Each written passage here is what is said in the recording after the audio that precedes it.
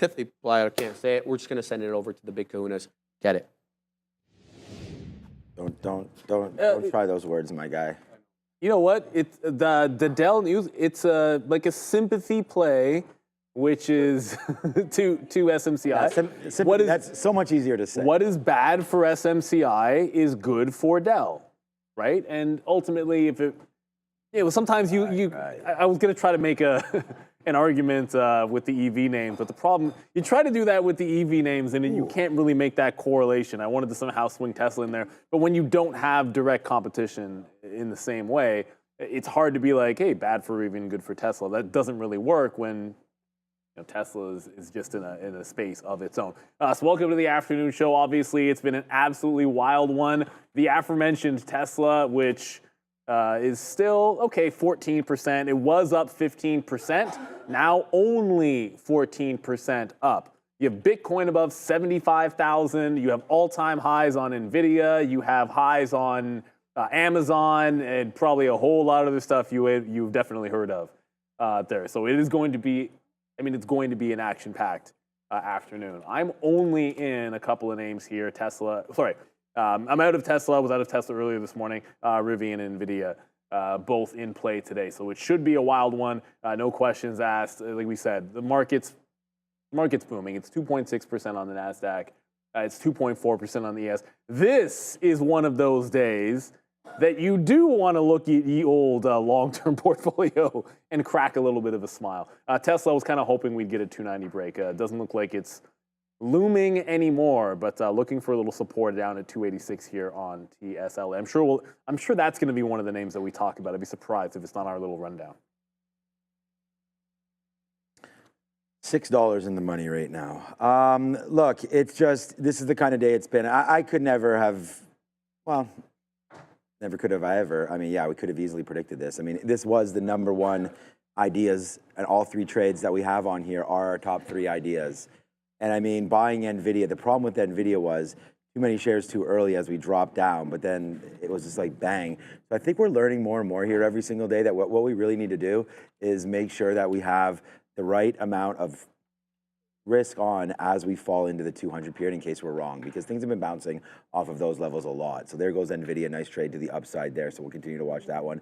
And then the biggest trade of the day, this Palantir trade. We just talked about it a little bit there with Sharif. Everyone's been talking about Palantir for a while. I don't even know what was up with this dip down there. So I was screaming at, pretty much as loud as we possibly could there to try to get people's attention about this Palantir trade. And when it fell down there, we were just like, okay, we got that long, and it was the end of the story right there. So, and then also, man, Tesla, we shorted Tesla. We're glad to be out of the way of that one, but this is another positive name for us. So we've only traded 3 names today, and it is those 3. So we're looking forward to seeing what's on the list. I already know what is. I could spoil a little bit of it right now. One name's a very, very interesting one that I think I have to get involved with, or else both my wife and my daughter may be upset, so I can't wait to get to that one. A name that we've been buying lately on the dip. We talked about this. We sold some Palantir. That's about it. I don't think we sold too much else. We were buying some Berkshire over the last little while, and I hope that some of you were doing that as well. Look at Berkshire today. Bang, right there, back up to the upside, up 5%. This is Berkshire. We bought it yesterday. We bought it 2 days ago. We bought on this red move down in right to there. So that's going to turn out to be a doozy as well. But today, hard to look at something that's not going. What about nuclear? What is this going nuclear or not? Again, just to sit here, I tweeted this out. We talked about this play here live, and now there's traders in this, and they're loving this name. So really, really glad that we're able to trade some SMR. I've gotten out of nothing, and you know what? Even Amazon. Neil's talking about the long-term portfolio. Honestly, let's just be straight with everything. I called this name the vacation name for a long time, and it's because this was one name that we sort of bought this dip into here. So now we're starting to break out. I don't even want to, I was talking with Mateo before, I don't even want to get out of any of these names. I don't really see the point of doing that right now. Everything is so hot fire, and we're just continuing to go to the high side. So what's up to everybody, man? Chinese ADRs, yeah, that was the one thing. I am thinking about there is some Chinese stimulus probably coming, because that's going to be the only way that they're going to be able to deal with Donald. because by the time he drops some tariffs or talks about whatever he's going to talk about, China's going to be in a problem. So check out FXI. I think you might be right. Buying some FXI in here around 31 is not bad right there. I feel like that's a decent level. You could be in for something there on FXI. So yeah, welcome to the show. You know, hit the like, hit the subscribe. I told you we'd be back here, you know, at 2 o'clock to be able to talk some trades. So we're going to do that. We're going to figure this all out. We're going to work through it as the Nasdaq's up 2.5% and still trucking along. I mean, you know, it is what it is, and they always say that. But this market is breaking. We're already at all-time highs. So all-time highs across all markets. You know, over, I don't want to say all markets, but definitely the NASDAQ, the Dow Jones, and the S&P 500 as we continue to go upside. So, yeah, man, great day to be an investor, that is for sure. And, you know, again, congratulations to everybody there. The election is now done, regardless of what side you're on. It is now over with. So we can move on to start playing, you know, some of these other different names and different reasons. I mean, we saw USO earlier today. Make that move to the downside, and it was really, really red. And then look at this, man, huge retracement all the way back as the U.S. market opened up. And then we realized, you know, maybe it's not that bad. And, you know, the thing about it is all of the gambling sites, I mean, I was tweeting out to our friends and everything, or putting in WhatsApp to our friends last night, the odds as they were going. And it was just like, you know, the betting markets have had Trump the winner for a while. So you're just going to have to sort of now deal with it in the stock market. I think this is a huge run up, but, you know, still more to come here with upside. So we just broke. Let's wait to see what winds up happening. Yeah, a bit of a pullback here. I know we're going to go to Sharif in a quick little second. Bit of a pullback happening in NVIDIA back into that 145, which was a late break on NVIDIA. And then I wanted to point out, because I saw a few people in the chat mentioning Intel, and so Intel double top. But I wanted to zoom out so that you can see, like in the aftermarket on earning, like Intel did get right here to this top. So it's adjacent to 25. It's just underneath the 25 level, and this high will be another break of the top on INTC. But NVIDIA did just pull back into 155.5, so it might get back down into the 155 level. We'll see. Like the market hasn't pulled back much, but NVIDIA is starting to pull back after it made another fresh high in here. So let's get on over to Sharif and start the rundown of the symbols that you chose for us to go over here. Yeah. Welcome to the afternoon rundown, the show where you decide what we talk about every day. The big boys are locked and loaded, and they're ready to look at the tickers as decided by you. So join us during that midday show and get into the chat, but it's a subs-only chat. So you got to subscribe and vote for your favorite tickers, but only the top 5 make it on. So have your friends vote with you. Here's a look at the Qs. Okay, so it's a big day on these indices, 2.5% right now for the NQ, a little over 2%, looks like 2 1/3 here for the ES. The Dow, though, over 3%. And then the winner on the day, the Russ, over 5%. The Russell 2000, really, the small caps really catching a nice bid today. Good look for all these indices. Let's start with the first ticker as decided by you. ELF down 3.5% despite Elf Beauty, despite the fact that this article was looking for a growth of 33% year-over-year growth, and that we have seen some demand in this sector, but big down day today, guys, 3 1/3. Did they report? You know, I think we always talk about like, be careful before earnings on names. It says post-market, yes, yeah, after-market. Like we get them after market tonight. So like with all things, I'm not an Elf analyst. So I'm not going to be able to tell you, and even analysts probably, they're just doing their best guess when it comes to projections on earnings. But like a lot of stocks, bit of a V-shaped recovery today after selling off. As we said, it'll be after the bell with a host of names, and you know whether it's AMC's reporting after the bell tonight. It's always a banger show, just like last night in the aftermarket. But we'll have some fun here as Elf tries to get off of the shelf, or back on the shelf, because it's coming back to the upside, back on the shelf.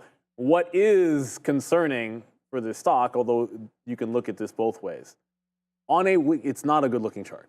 On a weekly, this is monster support. You're talking about the November 2023 lows. You're talking about the May lows where really you had a couple of jump-off spots. The 200-period moving average sits here just adjacent to that at 95, and we're bouncing off it here. So the good news would be, like in theory, a relief rally does take you decently to the upside. It's got a decent short float at 8%, although only 2.5 times to cover. But I mean, if you hold on to the 200 period moving average, that looks like a recovery type of play in here. And ultimately, you got to see what happens in the report. These things obviously go in either direction, but like, come on, if you're breaking this consolidation on the weekly, that looks spicy because there's so much room to the 50 period on that weekly chart. And if you pull up a daily chart, you'd essentially be, if you break out that top, and I'll just throw the daily up here, if you do break out this consolidation, that would be a break of the 50 on the daily into, I mean, I'm not thinking it goes to the 200, but maybe into some prior support here at 140. So like there's plenty of room if it can bounce to monster levels. It's got to hold on. If it fails this consolidation, you want no part of it. And that's the good thing about earnings is, you know, like Tesla's a perfect example. Sometimes it just shows you the way. Like there was, after Tesla's earnings, when it broke away, the only thing to look for was longs the next day. If it's inside on Elf Beauty, you don't touch it. Well, I wouldn't, but if it starts breaking out of this consolidation, then you look for a continuation play, like the earnings continuation. So I had never, I mean, we went to Buffalo this past weekend, as I've been talking about, and I had never been into an Ulta Beauty before, but of course, my two beautiful women wanted to go in there, and of course, they bought stuff, and that place was rammed.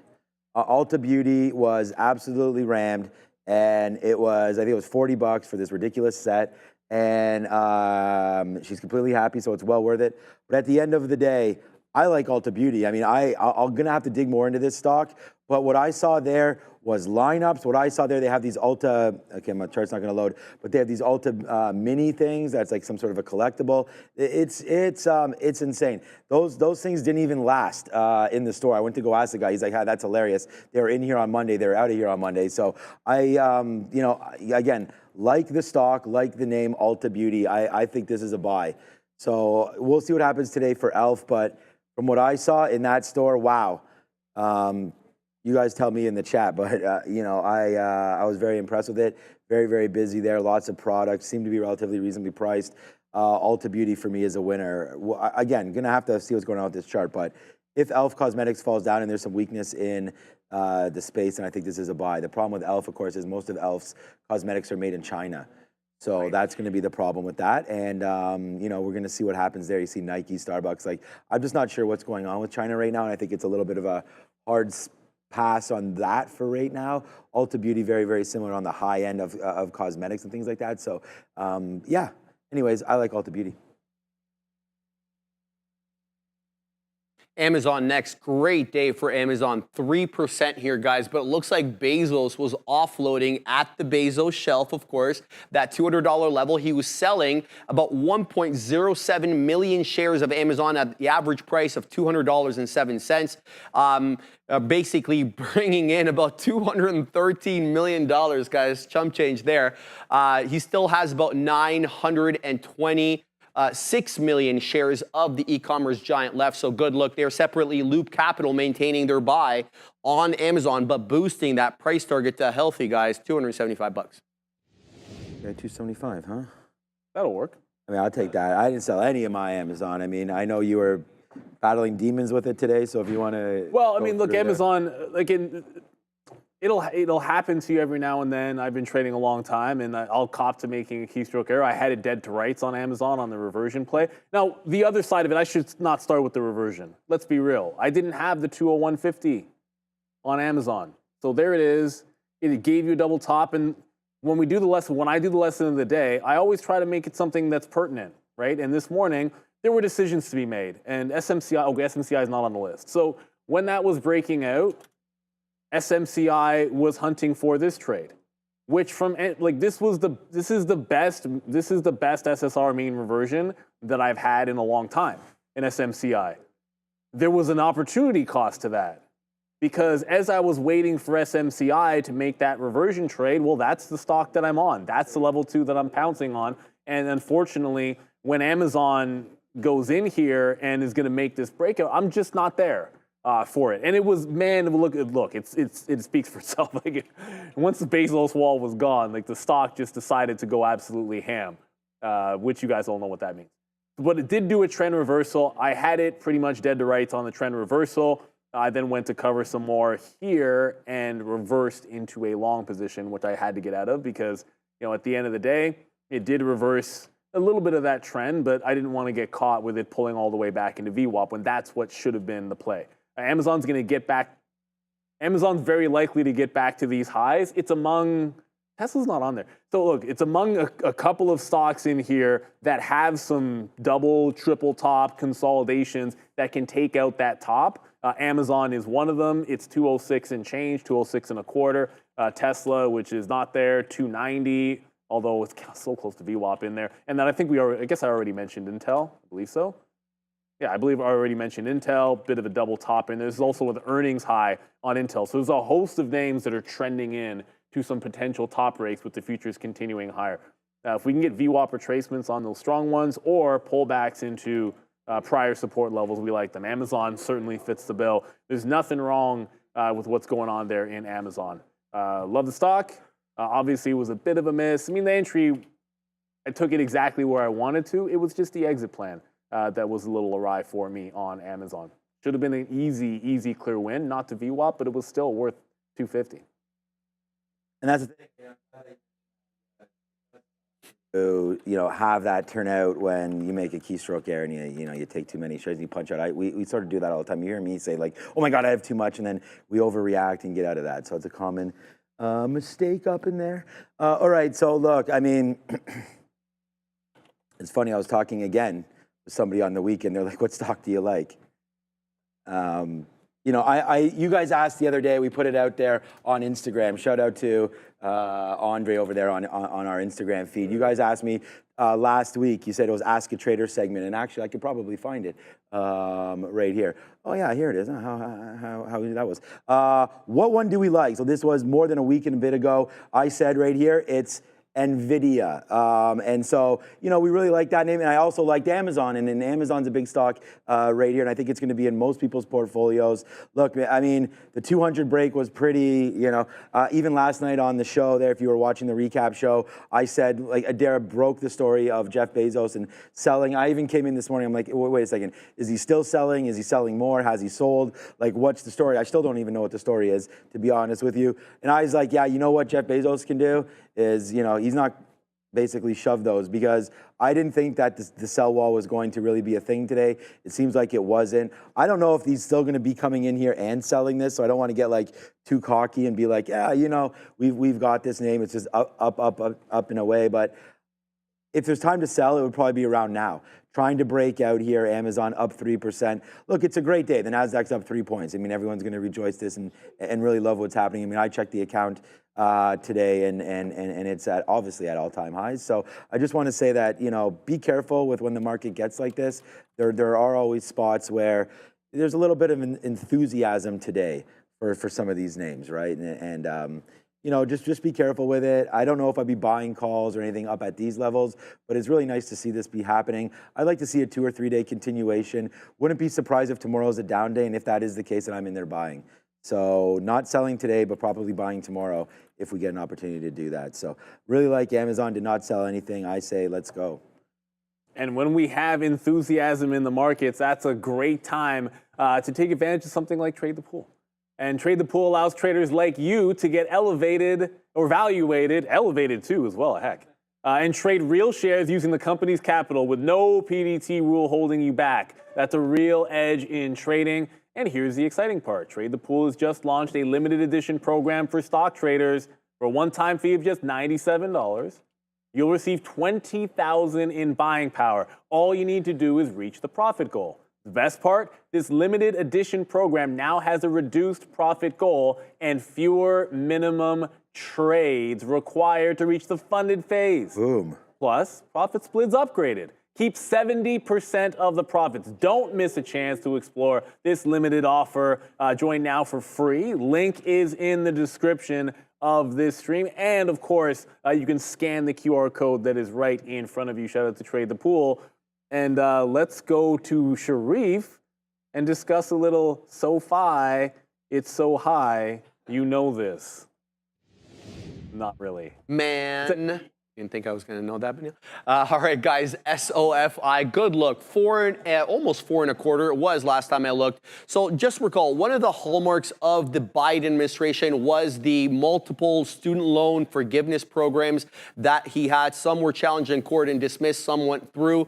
That all hurt SoFi, as part of their business is to refinance these student loan programs at lower interest rates. We'll see if Donald Trump continues with the student loan forgiveness or whether he forgoes them altogether. That remains to be seen. Separately, though, there is this headline. Looks like investors and traders taking a bit of a bullish look on SoFi, with unusual options activity here being detected by Benzinga, 60% of which have taken a bullish stance, 35%, guys, bearish, up 4.16.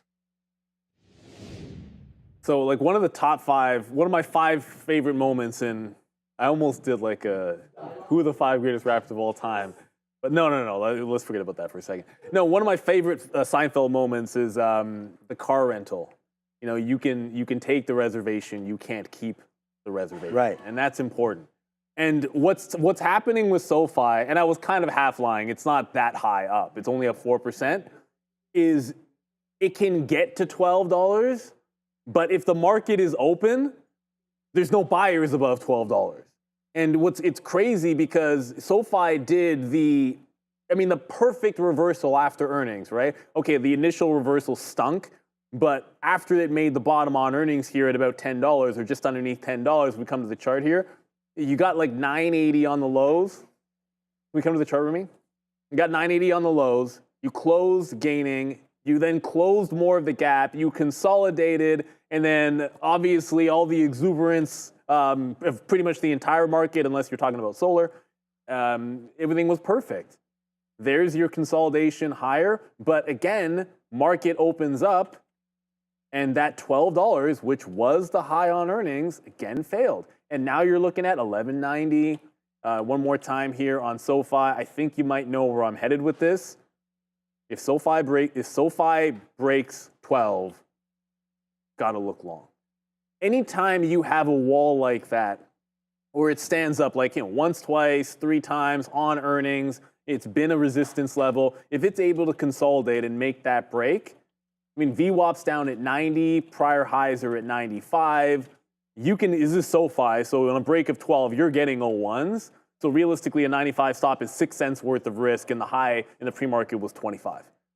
So even if you goes all the way and you scale out to get half of it, that's still going to be a positive trade 1.5 to 2 to 1, depending on your exit plan and how aggressive you are in the early part. So SoFi, $12, that's it. It needs to break 12, or I want no part of any long in SoFi. It's got to be above that price. You're way too close to it to be looking for, I think, anything else but that breakout on SoFi. Oh, did you get the peach? Yes. Man, Randy knows what's up, man. That's what. Oh, you did? Oh, of course, man. It's more. You could have actually taken all the credit, but I love the peach tea. Thank you, Randy. I know, dude. When I got this the first time, I was like, "Oh my God, I got to tell Neil." I'll let it steep a little bit. The peach tea. Would you like one too, Ramin? Okay, Ramin potentially wants a peach tea, Randy. Here we go. I know. Tell me about it. This girl is too much. Okay, so let me clear my throat. Oh yeah, I got a product for that.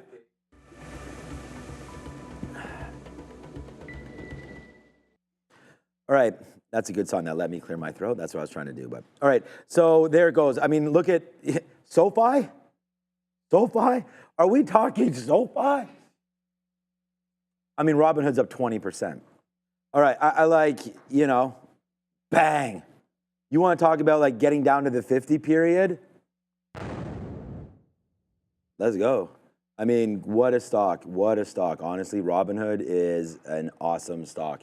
This is like, gives me like Palantir vibes.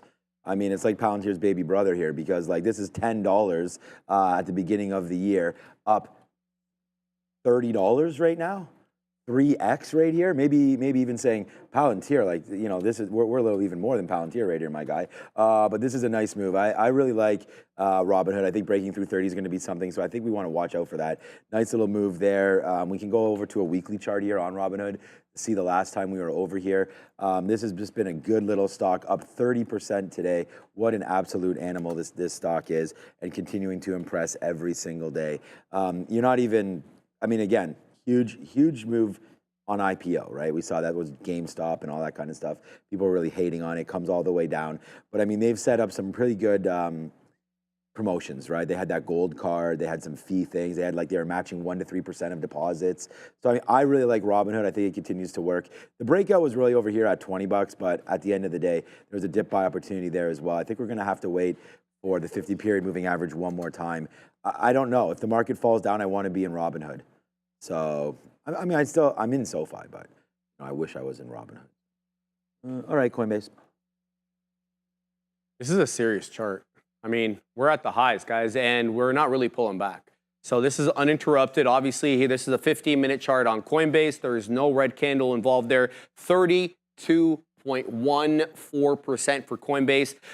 Brian Armstrong, the CEO, just couldn't help himself taking shots over here, calling the current Congress the most pro-crypto Congress ever, and hoping for an end to Gary Gensler's stint at the SEC. Separately, obviously, Coinbase running as a result of Bitcoin reaching all-time highs, breaching 75,000 guys. But this one's not stopping. Yeah, it's like on the 15-minute chart on Coinbase, the only red candle was the 9:45 candle, and every other candle is green. Gensler, by the way, I mean, he can be removed as the chairman, but he'd still be there. He just wouldn't be leading the pack. That's all. Intel did break that high, but you don't see trends like this very often. Let's just be real for a second. On a 15-minute, this is about as explosive as you're going to see. 32% into the upside there for Coinbase. It only looks so clean on that 15, but you've got to consider this a very linear move. I know a lot of times in the afternoon it's like, oh, something that's doing this, let's look for a mean reversion. Like you can't revert something. It's almost impossible to revert something like this on a long-term trend because it's made a bunch of reversions. There needs to be like some kind of over-the-top parabolic move, or, which it hasn't done, by the way, there's no parabolic moves on that whole chart. Or Coinbase just decides it wants to get to $265. Like that's at least $265 is where there was a boatload of selling before. That's $9 away from here. Doesn't seem like it could happen, but it's up $63 today on Coinbase. So with that said, you know, it's 230. The place that I would look for a mean reversion trade is close to 265. If we see that, then at least you're taking a shot in front of major resistance. Otherwise, you know, you're just kind of hoping, and if you're doing kind of mean revert, like there needs to be something to revert. I don't even know what you do with this, but wow, Coinbase is absolutely flying to the upside. I know you're going to look. I'm very curious because I know we're going to look at how some of the other tokens are doing. Yeah, I just decided to call it. That coin. Ton is a monster. Okay, so right here, let's go over to see the crypto universe right now as we get to all-time highs all across the board. So here we go right now. 24 hours ago, we had Bitcoin down 7%, up now 8%. Ethereum up 9%. There's our boy, Solana. What up, Solana? How you doing? Up 12.5% right there. What up, Dogecoin as well, making moves. Come on, Cardano, what's that? Yeah. All right. Shiba Inu. Come on, Shiba Inu. I mean, I see the dogs everywhere. They should be going up, right? Hit the buy. Avalanche. Yeah. Just hit what? Hit the buy. Hit the buy right now. Okay. Let me see what happens. Thing X. Okay. I don't know. Maybe I shouldn't have done that. Some ad showed up. I was curious. Okay. I did anyways. Chainlink right now. Anyways, just giving you a good idea here that the whole market. Sweet coin upside there. Is this Ronaldo's coin there or something? Nice move to the upside as wow, Uniswap. I mean, I'm just trying to show you that as we go, let me just maybe zoom this back out. every single thing right now seems to be up, right? So watch out now. Big, huge movements happening all over the place. There's a little stock that I used to trade and now do not, but Hut 8. I mean, I can only imagine where this stock is right now, 18 and change, okay? Nice little move there for Hut 8 over the last little while, I assume. We always look at Mara. Mara does a little bit, I mean, I don't know about better volume, but does more volume. There goes Hut 8, also making to the upside right now as well. Just hearing that U.S. Steel, there could be some news happening right now. Oh, I got to say something. There's a DJ play here. I know, we talked about this yesterday. Whoops, my poppy's falling off. Don't get too wrapped up into what you think should happen from a logical standpoint. And I'll tell you right now, like I got rinsed on like another buyout because it was a foreign buyer, like a foreign buyer on a buyout deal, which I thought with the new administration would be out of favor. And U.S. Steel, I mean, both sides have said that they wanted to nix this deal. Both sides. But the other side of the trade would be, hey, it's still U.S. Steel. And so I think that could be at least part of the overall strength. It also could be technical. I think anybody that was looking at this one and they were playing the deal's not happening, clearly there's been a lot of selling. The deal's like $50-something. But there's been a lot of selling in this one when it gets above $40, and that's been a gold zone. And so when it broke out, I think someone might have got caught offside a little bit here on U.S. Steel, is my guess. I can tell you this much: if I had been playing shorts on this, I'd be done for the day, because I would have come in here and been okay. Maybe I'm overstating it, but that 42, that set up looking like this is everything that you wanted. That level on the daily on U.S. Steel, this is what it did. If I was trading U.S. Steel, I probably would have been in that short. So I'd be in it like probably the break of 42, 41.90. I would have just been flat out stopped out there for 35 cents, which doesn't seem like much, but trust me, it would have been. And this is what happens when you do have a move like that. And the best moves sometimes are when you trap someone the other way. And it seems like someone's caught here in U.S. Steel. Yeah, I got to echo that sentiment with Neil. There's a lot of plays here that could be really good going forward with the Trump administration. Specifically, what I'm talking about are the ones or the companies that were prevented from merging, prevented from acquiring new companies. I was talking to Fabian off camera about Save. Spirit Aerosystems up over 11% today as a result of that. There he is. Shout out to Fabian. But yeah, to go on to the last ticker here, guys, ARM up 2.4%. No specific news today with respect to ARM, but we have been watching these microchip semiconductor names that are mostly green on the day. Big day for Nvidia today. Even TSM, despite the fact that Donald Trump has basically disparaged TSM in the past, saying that they're undermining local chip production in the United States and actually threatened to levy tariffs on their products. But we know that they are making or constructing, foundry out in Arizona. So looking to avoid that as local, as they will become a domestic producer at that point, guys. All right. You know what? I mean, I like today. Yeah. So this was actually one of those names where, there's been so many huge moves. We just talked about Nvidia. Well, we didn't talk about it yet, but I'm sure we will. Nvidia making these all-time highs today and really starting to go, and all the talk here about China and whatnot. Like, ARM is such a solid piece of the story, I feel like, when we're talking about chips and what's been involved and where we're going in that space and just everything involved, that I don't really want to sleep on this name. So I think that ARM, I mean, we keep on saying when things break down into the 50-period moving averages and so on and so forth, and this and that, these are the kind of names that we like. Well, I mean, if we like them, it's time to put our money where our mouth is, because this is down at the 50-period moving average right now. So I think ARM is probably a decent buy in and around this level. I like it. I don't really, when do they report? Tonight. So that's what I was going to say. That'll be some spice. But You know what? I mean, you guys asked about it. What are the setups? Did we do a video on this, or did someone ask? Oh no, wait, that's what it was. It was this morning in Italy. Yeah, we talked. Okay, so someone asked me, and I should have actually remembered about that. But I like the pullbacks into the 50 period, and then the blast off of that. So I think ARM is set up to beat. It looks fine. Like, this is a good setup. You'd rather be trading this to the long side down here than up here already. I think it has room to go. I wouldn't be surprised if we break through that 160 there tomorrow. But again, we saw SMCI report. not successful report, or did they even report, mention about their business. I don't see how ARM says anything negative. I don't know enough about it. Those of you probably that know a lot more, maybe this is the wrong play, but I like ARM here, and I think it's a good buy, a good shot into earnings. Let's put it that way. I was wrong about SMCI, but this is an actual business. So let's just wait to see here if there's some more love involved with ARM. I like the long. A shot, maybe it gets a shot in the arm. It may need that. It might. I mean, At 4:05, join myself and Adara, or Adara and myself, whichever way you're supposed to say it. We'll have Chris Bretcher on a little bit later, but I think this is look, there's a lot of names reporting today, and candidly, I think this is going to be the big one in terms of movement. Expected move 11%. That is absolutely a dancing raccoon. 100%. That's a new shout out to Mermeen or Fabian. I don't know which one of you got up there.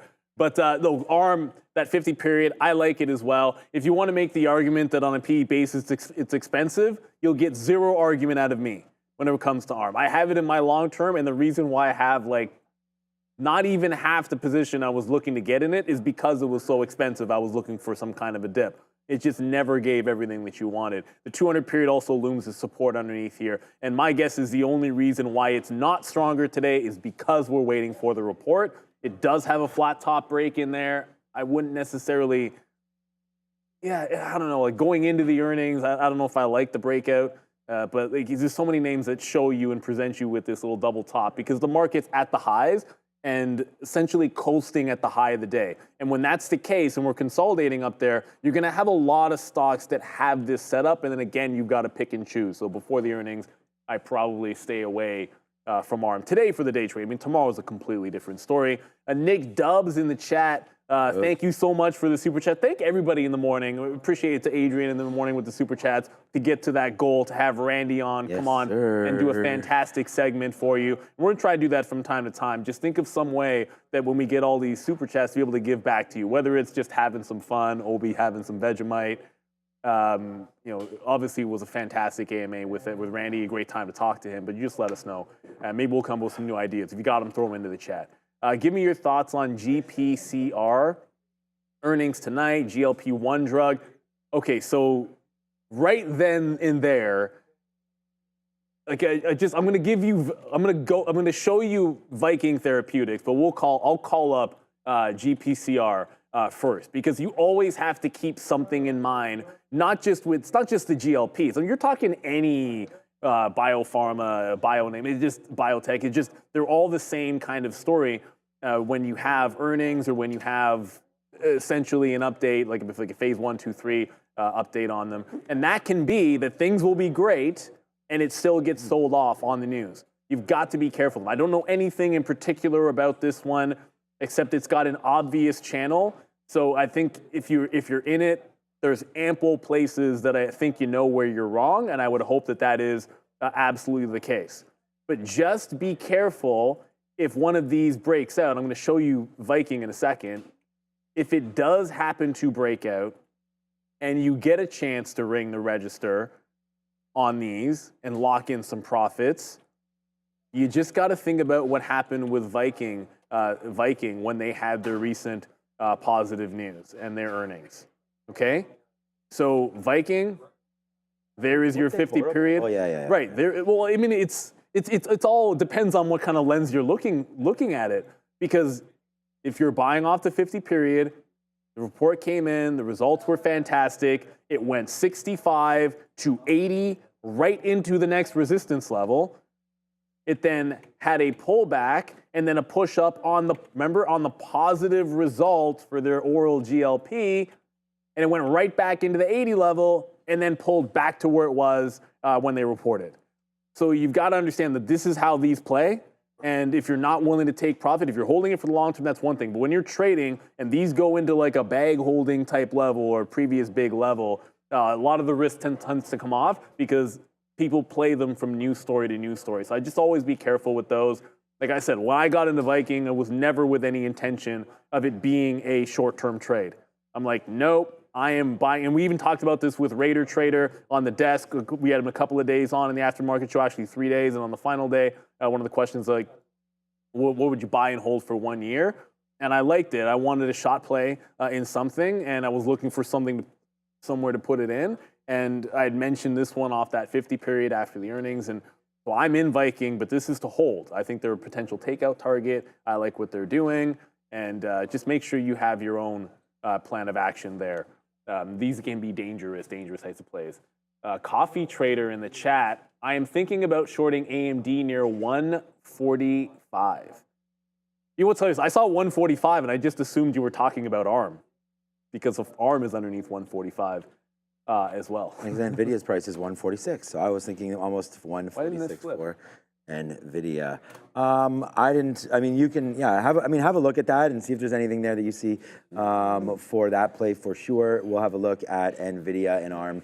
And AMD and all of that. So I'm debating right now just tapping out of this. I mean, obviously it's $4 and it's just a small piece, but Nvidia right here has just touched out too many times up at 146.20 here. So again, a big, huge day. We like the stock. We like everything about this name. But at the end of the day, you got to make sure that you're doing the right things.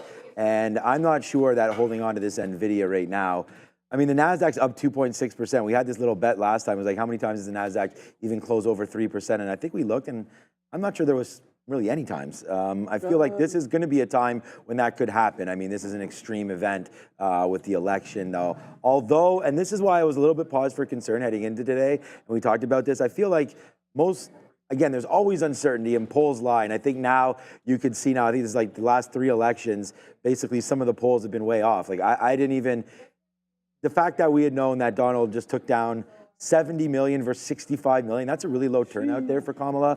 And the popular vote, I didn't see any websites at all, gambling websites, anything that had Donald winning, or I guess President Trump winning the popular vote. So I don't know if polls are now a thing of the past or not. I think AI could probably help with that, and they'll get that figured out as we go. But right now for NVIDIA, I think there is that top that you want to look at in and around 146, 146.20 or so. So I'm thinking about tapping a little bit here on this and re-looking at that. Another name that's coming through tonight, Qualcomm.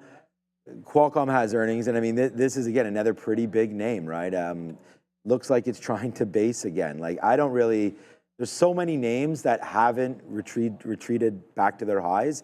Qualcomm is another one of those names. So Qualcomm expected move tonight, let me just look this up here, 9%. It moved 9% last time. That's a really good look. If we can hover above this 175 and hold it, that will get us above that 200 period moving average. So I think if you're interested in anything, I'm personally interested in what Qualcomm does today. Really sort of basing out and then looking to go. I mean, you also have the support from back here earlier on in the year. So I think if we can get through this 175, I like Qualcomm to go, right? So we'll see. Again, some of the parts, right? Not every name needs to be a chip name. So we'll have to watch out for Qualcomm right here. Yeah, and so with NVIDIA at the high, I just wanted to quickly show something here on NVIDIA. A lot of times, like you've seen, I'll look at trend lines. It's actually, looking back at the last, it's like about 3 weeks, call it 2.5 weeks, certainly, all of my cleanest entries, outside of sometimes like you get a really good breakout, and like breakouts are breakouts, right? Like if it goes right away, the entry always looks like the perfect entry because it's a breakout. But just in terms of like finding the prices out in the wild, a lot of them have been on longer term trends getting broken. Now, whether you're, like, I'm not saying I'm going to short NVIDIA, but since it held on to VWAP, see the first trend it was on? Well, it just pulled right back in to this trend since it held on to VWAP. So that's a clear one for me. Like, I'm only in this one off the 144.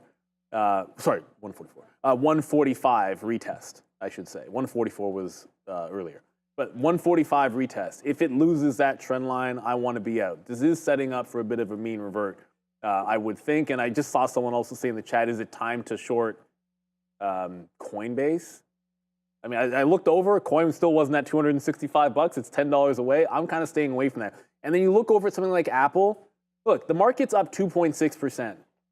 That's the NASDAQ. The ES is up a lot. The Dow is obviously going to be up too as well.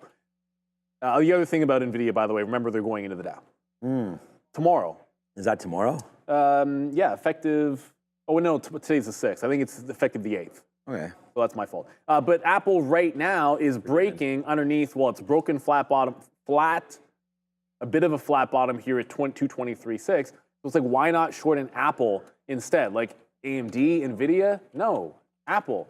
Like, it's already weak. Like, this is a name that's about to go red, and I think shorting it back into 224 makes a heck of a lot more sense than trying to fight something which has been trend up, and away. So I'm sitting at 50. I just came in here, and you know what? It's already broken. Like, it shouldn't squibble. This flat bottom is 69. Of course it's 69. I'm already short, so yeah, I shorted. Yeah, like I'm taking it. Ideally, the price would be like 69 up here or 65. But yeah, it's a weak name. Apple is about to go red. I think playing it back into 75, ideally I'd have a 65 entry, so I'll make sure that if it gets up, I'm able to add into it. And as I said, with Nvidia, if it loses trend line, I'm out of the trade. It doesn't mean it's an automatic short, but it does mean I'm getting out the trend since VWAP. Easy connection to make. And I think when the stock bounces off VWAP, a lot of people are in at that price. So when it breaks the trend from that price on NVIDIA, I think it'll be a simple out to just get out of the trade. You know, if we're not going to break the next dollar higher, you got to get out somewhere. It's almost power hour. All right, so trade alert there. I mean, Neil just went over it. I mean, I'm already in Apple, so I really like it here, breaking lower for those exact same reasons. We play momentum here on the show. It's pretty simple. My trading is probably the simplest as it gets. Very, very easy to see. Here's the 200 period right now. We're trying to break it. It's trying to also break the support right here at 40s. So if that comes through, then why not have this dip down here? I mean, it's a red name. Well, soon to be hopefully red name there in the market. Like Neil said, I mean, this versus that, it making no sense. So I like this. We've already taken out twice down there. We only took out 10% at that low, but still a decent amount of shares there. So let's see what we can get.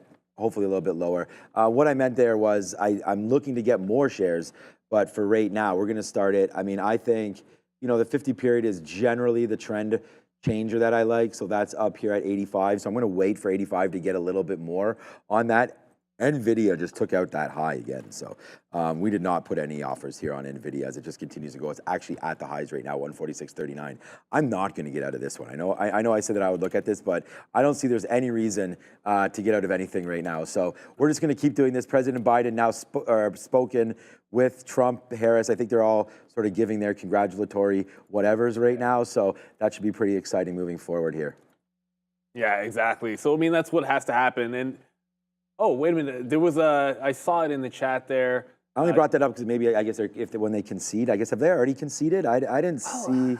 I don't really. I don't know how much that plays into it or matters, but Biden has already congratulated President-elect Trump. Yeah. I mean, effectively. So I think January 20th, I believe. We were asking this morning, and I looked it up, and whatever. I'm pretty sure it's January the 20th. We're Canadian, so I don't have those types of things memorized.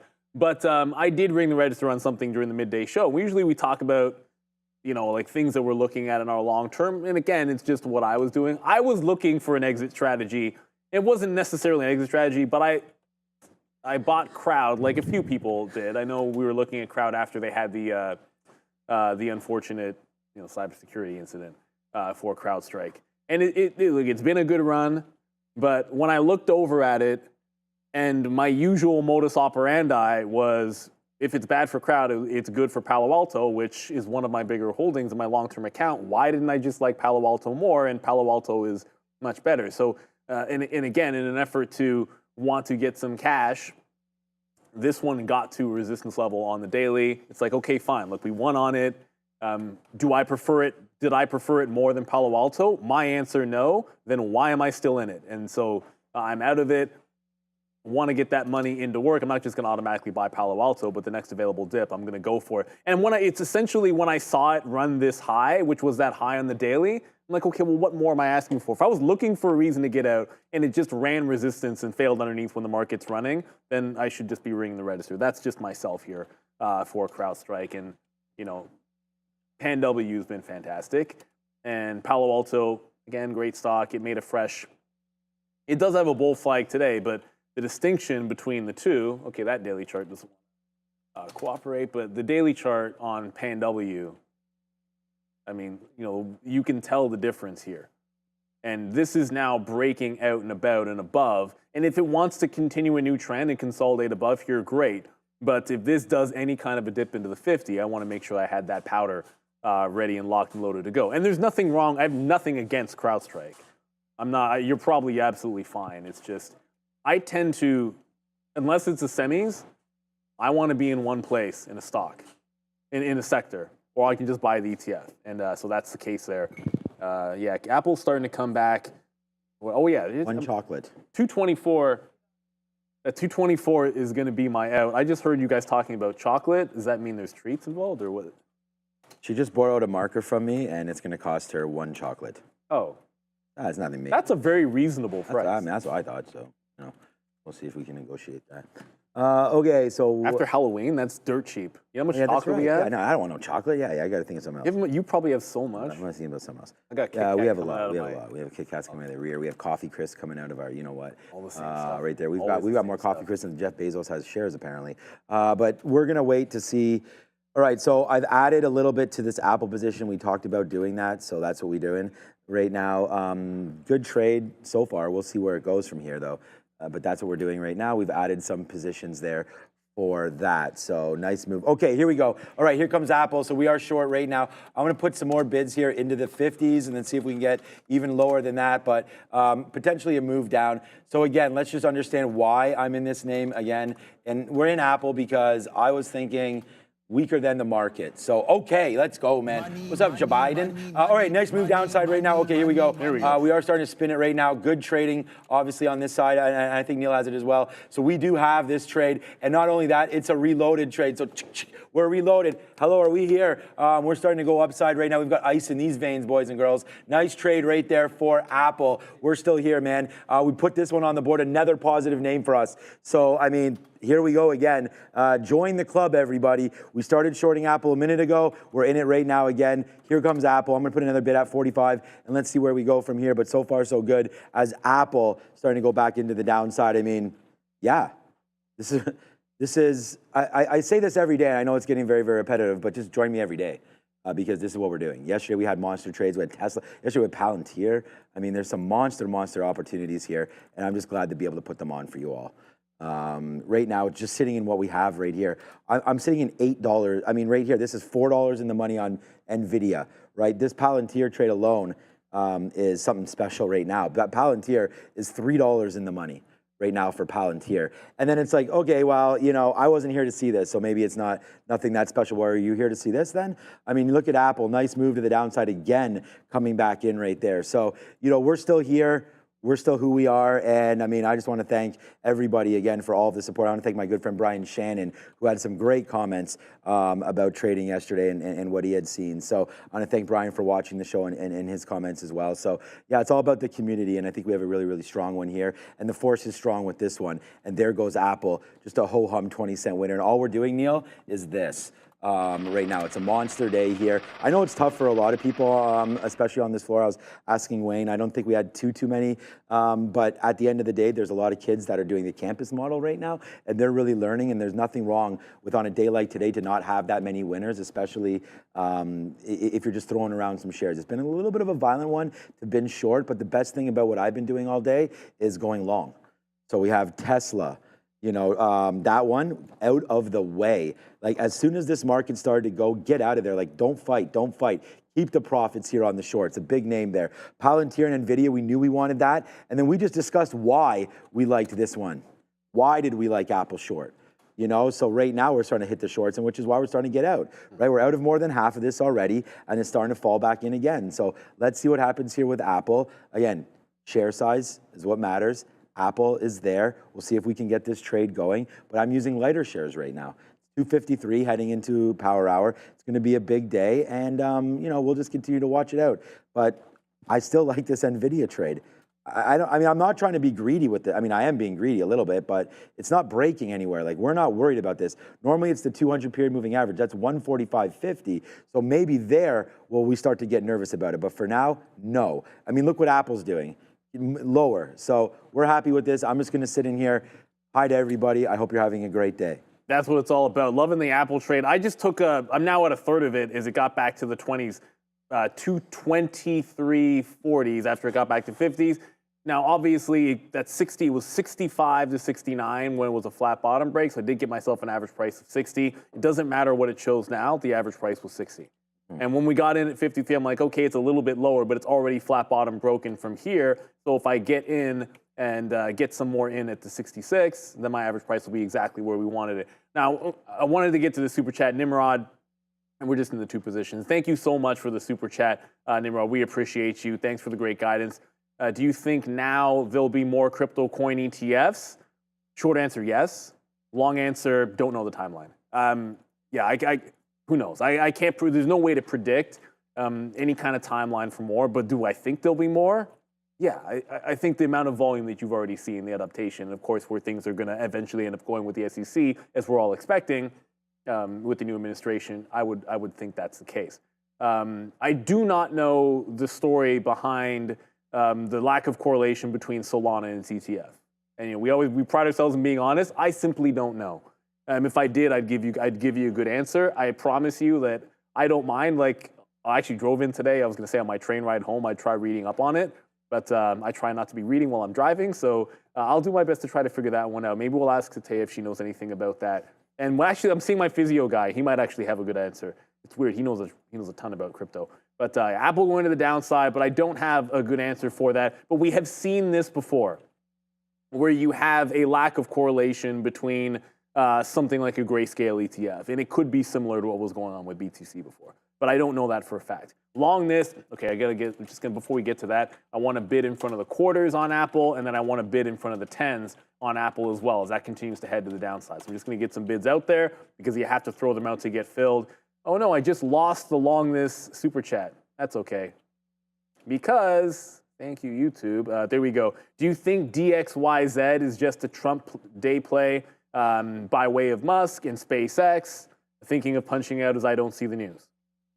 So I remember that when DXYZ, which is essentially, it's a fund, Destiny Tech, it's just a fund for pre-IPO or, it's got a bundle of companies. You can look it up. I think SpaceX is the biggest holding pre-IPO private companies. And if you look at the movement in this and what a lot of people have said about it, when you pull the valuation of this name, that based on the actual fund raises individually and all the things that it holds, it's like ridiculously overvalued. That's what the story was when it first came out. I think this is a SpaceX proxy, in my opinion, for this move. I'm worried of anything. I remember when it first came out, I was like, this would be interesting to invest in. And then you started hearing the stories about when you do the valuation based on where its holdings are priced, it was completely out of whack. I was like, let's just back off of it. So I think it's a little bit meme-ish, and it has moved in a meme-ish fashion. So this does feel like it might be something to do with that. It's a very extreme move today. And I don't remember offhand what the percentage of SpaceX it is. But people just want exposure to SpaceX. And I think sometimes we get a little bit out of hand. It's like, ooh, they own SpaceX. But if it's completely overvalued relative to the amount that they hold, does it make a lot of sense? So that's something you got to look into. I know you can find it out there. Off the top of my head, I don't remember. I wouldn't know like what website you got to check out, but I'm sure that's something ChatGPT could help you with, or just Google it. But you do want to understand how much they are holding, what the recent funding raises were in SpaceX and their other holdings, and then do that simple math. And if it makes sense, great. If it doesn't, maybe you ring the Reggie. I like the ringing of the Reggie, that's for sure. Like this. Yeah, I mean, Neil, honestly, that's what we've been doing all day. And it's been a good one. So we'll just continue to watch out for these stocks. Right now I'm really just focused on Apple here. Because my lackadaisical approach right here, I did accidentally add some more shares to this short, but it was such a small piece because I was only trying to get out of 5%. So that's all that we necessarily added to that. So we're all good on that front. But for right now, yeah, this is what we're doing. So there it is, another hit there at 28, another piece out. So this is going to be a 30-cent winner. And again, you'll see the different styles, right? I'm going to have a little bit more shares, taking them out on the way down. And just piecing it out as we go, right? And so, again, we talked about it. I'm just trying to start to stack up a little bit here as the day goes on. So we're pretty happy with the trading so far here today, but at the same time, very weary that we're still above the 50 period and ready to go. All right, let's go some names. Let's start looking here. All right, DJT. So I'm in this trade. You can see what we have. So hopefully we'll be able to just continue with this and get some successful trades to happen here. DJT, 35 bucks. All right, so we've already gotten hit on this name today, right? Nice downside pressure for sure here on DJT. Hold on a second, let's make sure. Okay. Looks like it wanted to hold though, right? Like this 34.50, what's up with that? So let's zoom this out a little bit here on a larger frame. Yeah, I mean, it just kind of goes back to a couple days ago. We've been at this 34.50. That's where we were at the beginning of the day and we couldn't get through. So that could be a trade right there, 34.50 or so, 35 maybe even, bouncing off of that. But yeah, that seems like it's decent. I'd rather maybe take a shot. That's 32.50. You know, this is about the time yesterday when we were getting involved with DJT and then this happened and we really started adding again. We talked about adding to our net and whatnot, adding to the net as the day started going through. So again, like the stock, like the trade, and I think you can go now on DJT. So why not bid maybe in and around 35 bucks? That would give you that little bit of a range. If we do fall through, then you can easily get out of that. So something to look at here, DJT coming in again, 34.65. It looks like we might not get that, but that could be a decent trade there for the bottom pick there for DJT folks. So that could be a trade that you might want to look at. So something to consider there. Other than that, Apple, yeah, I mean, Apple is red. I mean, we're short Apple, so we like that. Oh, no, I just saw something in the chat. What was? Mark, that's Mark Susie? I'm not sure how to pronounce that name, but an online streamer in Canada, XQC, wagered $700K on Harris. A lot of bets got made. And look, obviously, I mean, there are people that bet on solar names, whether you bet on the election. I bet itself, on the election. Whether you bet on solar names, you could have bet on the weed names. People who were making Tesla bets or DJT. Those are all sort of part and parcel, a lot of the same things. Just one quick note. So SMCI. SMCI is now breaking out above $22. So it's okay, it's down 20%, but it's still a very good bounce off the bottom. Like the low of the day today is like 2020. So, this is good for SMCI, at least in a relative standpoint. But you can see in the pre-market, just zooming out so that you can see pre-market lows, there was a wall around here in the morning, just me, I know, where it couldn't really get past these prices at 22 and then the 2160 level. 21.6 ended up not being a pretty good break, but now you have a decent consolidation off of this top. We're entering power hour. The volume is just picked up, so on volume and its SSR. I want to look to maybe join this trend here. 21.8 looks like a good, I don't want to call it an Alamo, but it looks like a good exit point. Like if it loses underneath 21.8, then that's a good place to be wrong on the stock. So next available dip here on SMCI is going to be a play for me. Hopefully we can get something in the 80s, 2180s, that is.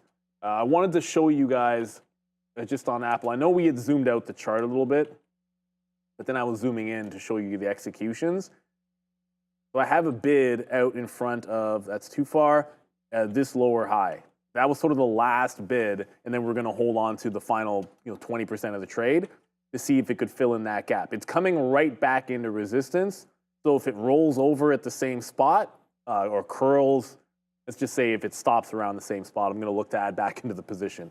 Roll over, curl, kind of all the same thing. I'd look for a reload right in and around those 60s where we got it before, but I need to see it start curling. If we're just powering up into power hour, remember the market is strong and on highs. And if that's the move we got, then I'm willing to definitely tap out with the remaining part of the position, and then we don't do the add. There's nothing wrong with that. But SMCI, as I said, starting to go. Don't want to have, wow, okay. Let's say I don't want to have to chase it, but instead of the pullback, now it looks like the even dollar is the pullback into the prior high at the 90s. So SMCI really picking up steam. I know it says down 20%, but up 10% from the lows is the story here. So you can see we have a sponsor here, Firefly. I think it's very important that Firefly Neuroscience is something that we look at. It's taking a bold step advancing brain health technology in collaboration with Bright Minds. It's a name that we trade on here, Drug. Firefly's innovative AI-powered platform has successfully analyzed data from groundbreaking phase 1 clinical trial using advanced EEG technology to track brain activity. This data unlocks new potential in treating neurological and mental disorders, reinforcing Firefly's position at the forefront of brain health innovation. As they prepare for phase 2, this partnership signals exciting developments for the future of neuropsychiatric treatments. Firefly Neuroscience shaping the future of brain health. We want to thank Firefly again for sponsoring. And I just think it's an important thing as well as we deal with more and more issues. Interesting name there, DRUG. We talked about drug and some of the relationships that they have there with Bright Minds. So check it out, AIFF. That is Firefly. Go check that symbol out for us, and thank you for that. All right, so what I want to do is look at Apple again. So we had taken out, shares. We had even got out more as it started to break back up. We're near the 50-period moving average again. So I'm going to take this opportunity to say, what's up? And take some more shares that we just punched some short at 67s there. So you might have seen that, but a little bit of a cascade, but nothing, just went like that a little bit. So now we are now short more here at 67. And again, I was like the 200 periods right here. The thing is that like this 224 is pretty, I mean, I almost think you got to give it to 224.60 if I was really going to like make a bigger play on this name. And I don't think I really want to do that right now. Market is down. I thought we were being really cute with Apple, trying to go short on it, despite it, I guess being almost went red. I think it did go red, someone said. It did, yeah. So, all right, so we just re-shorted it right now. And we just shorted 68s, so if we can get something out here at 57s, that's going to be a good play, and then we'll get another piece out low 50s as well. But there you go. You just saw me short that, so right there. Let's see if we can get it back in. Again, I always say this all the time. Some people do, some people talk. We're trying to do both. We're trying to give you the trade, get into it, figure out what we're doing, put our bids out there, and just prove to you that, hey, you can get these fills if you sit here and catch them. It's going to be a different style. This is not swing trading. We have to be flat at the end of every day. So right now, we just continue to watch out for these names and sit in them. I mean, like I said, we're about $7 in the money with NVIDIA and Palantir, and we're just slightly in the money now with Apple. But we've already taken that profit. It's already going to be P&L number 3 today, just off these trades. But we'll wait to see if it comes back in a little bit lower, then we'll be all good on that one. So let's see if Apple can give us some love. We're bidding 57, so if we get a nice little downside push there, we'll take that first little piece, 10 cents, and then we'll get a little bit more. Again, if it goes up, I was only going to give this, oh yeah, that's what I was talking about. I was only going to give this a 224 and change. So just a little bit higher than this. So as we start to go back up, I'm going to analyze where my offers are, and there it was at 85. So there we go. We take a little bit more shares now. Now we'll see what we're doing. We have Apple on board. Our stop is already in, just south of 224 and change. Just be ready to get out of this name if you're in it with me, because it's not.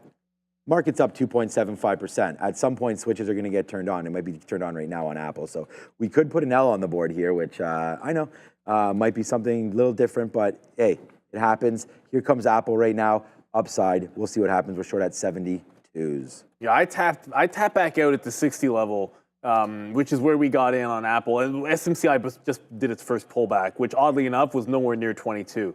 22.25. SMCI really went on one, but I came out of Apple like right in here. It was just this, see the volume spike? Like it dipped back down and then big volume spike right in there. So immediately like punch out. SMCI just came back in. This is the first time into 22.25. I'd like to see it hold on to 22 even, obviously. So if we hold on to the 22, great. Needs to get to that $0.50. I'm talking 22.50. Now, obviously, this has an expanded range today, but it's also 307. So, that's like, right. yes, the high of the day is all the way at, okay, well, the high in the pre-market, I shouldn't say the high of the day. The high in the pre-market is 23.50. The high right before the open, also in the pre-market, is 23 even. But just because those are out there doesn't mean you have enough time to get there. So, yeah, I want to get some out in front of the quarter, in front of the $0.50, and then the next quartile to the upside. And then keep in mind, if the imbalances start to show me something, you never know. I do want to be able to be attentive to that. NVIDIA is still cruising on trend, but it has now tested the new high at 146.5. I count it like 5 times on NVIDIA up here.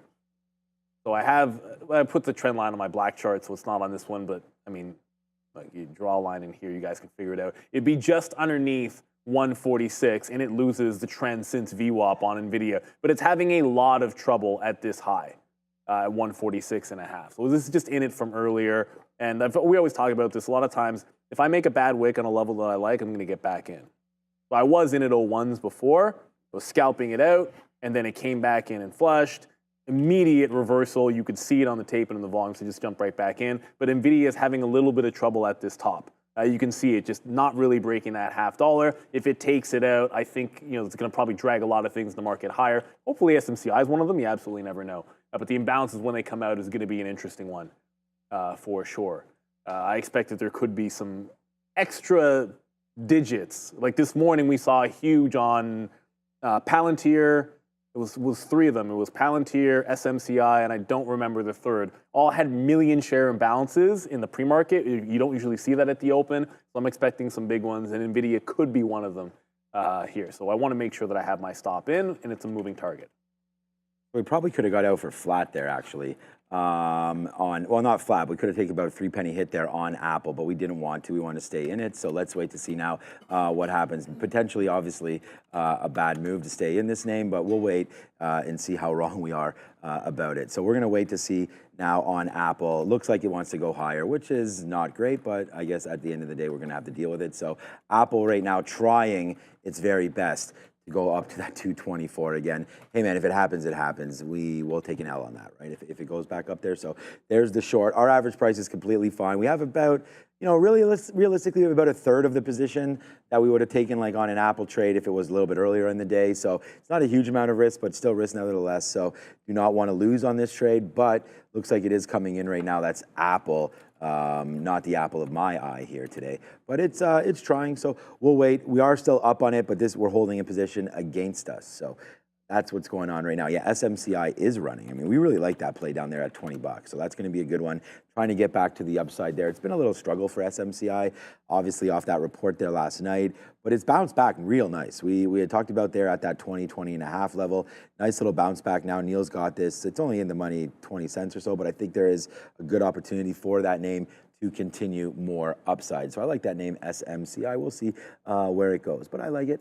All right, so that's that one. Another name to look at there. I'm sort of with everybody here on NVIDIA. I'm getting out if it breaks this level, so let's put that order in together right now. I mean, I would love for the market to come down because we have Apple. I don't even have a, there it is, my stop for...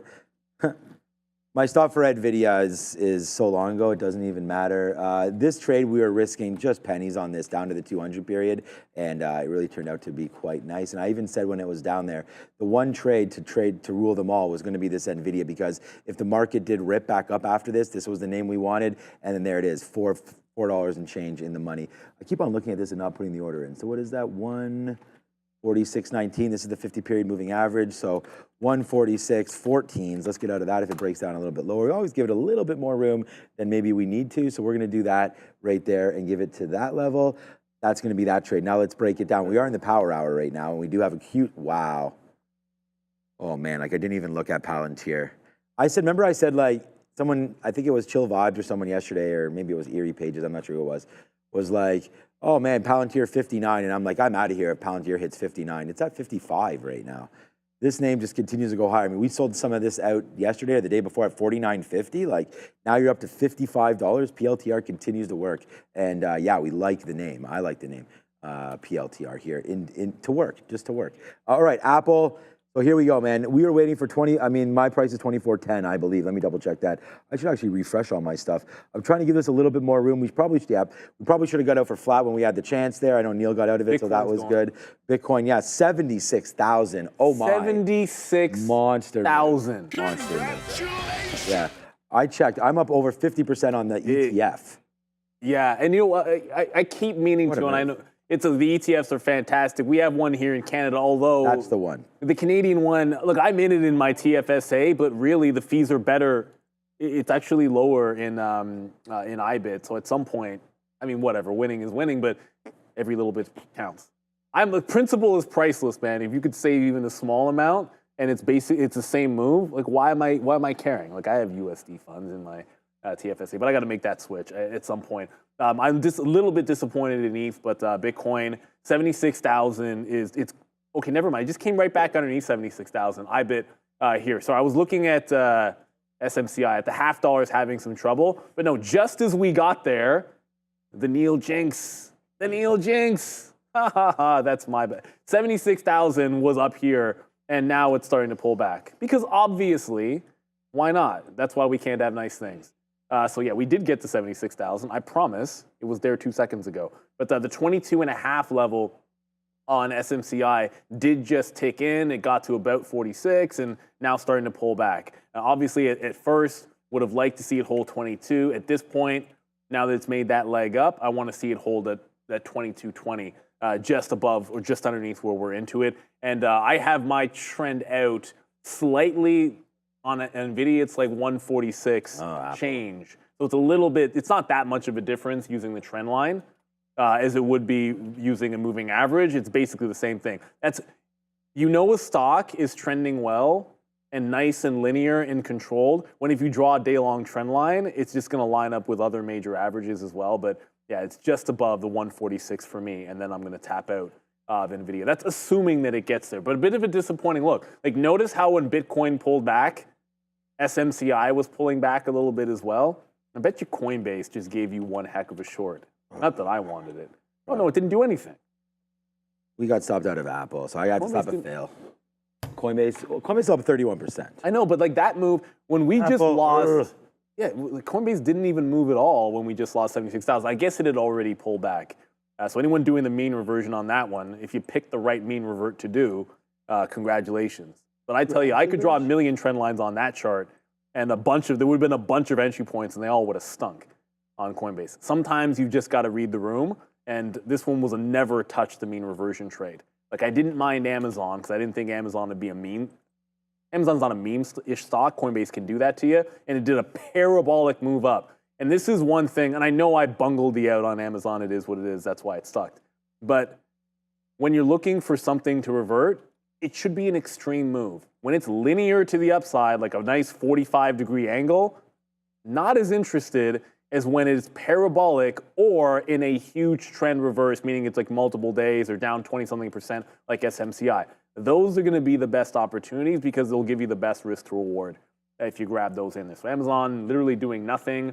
ARM, Rohit just asked in the chat about ARM. I'm going to make the assumption it's, of course. Well, you wouldn't ask if it wasn't breaking out, right? So there goes ARM. Yeah. It's going? Slap to fail.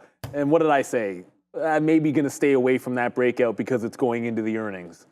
And it's obviously very expensive, so I feel like there'd be some people that are a little trepidation going into the earnings because of the big PE. Apparently just doesn't matter. ARM breaking out the high. If you care about PE or price to sales and that kind of a thing, that's great. But if you get married to it while playing price action and trading, you're going to get yourself into a world of hurt because you would have been shorting Palantir and you'd be shorting ARM right now if you cared about valuations. Let the analysts worry about that with their price targets and just worry about the price action, which ARM breakout, congratulations. Congratulations! I guess just go long anything that sets up. Who cares about earnings aftermarket? I picked the wrong stock. I should have. I mean, we talked about going long that stock, and instead I went short Apple, which didn't work. ARM's a great stock. All right, so DJT going now up almost 8%, up 7 and a bit now. Again, this name's been beat up today, but there it is. We talked about that bouncing spot at 34.50. So many trades you can take, and it's just, this is just another one there. We had looked at it right off of there. We talked about that level. There's the bump up. You had to be here to take it, and we weren't, but nice move. And I do want to say again, we'll ring the register.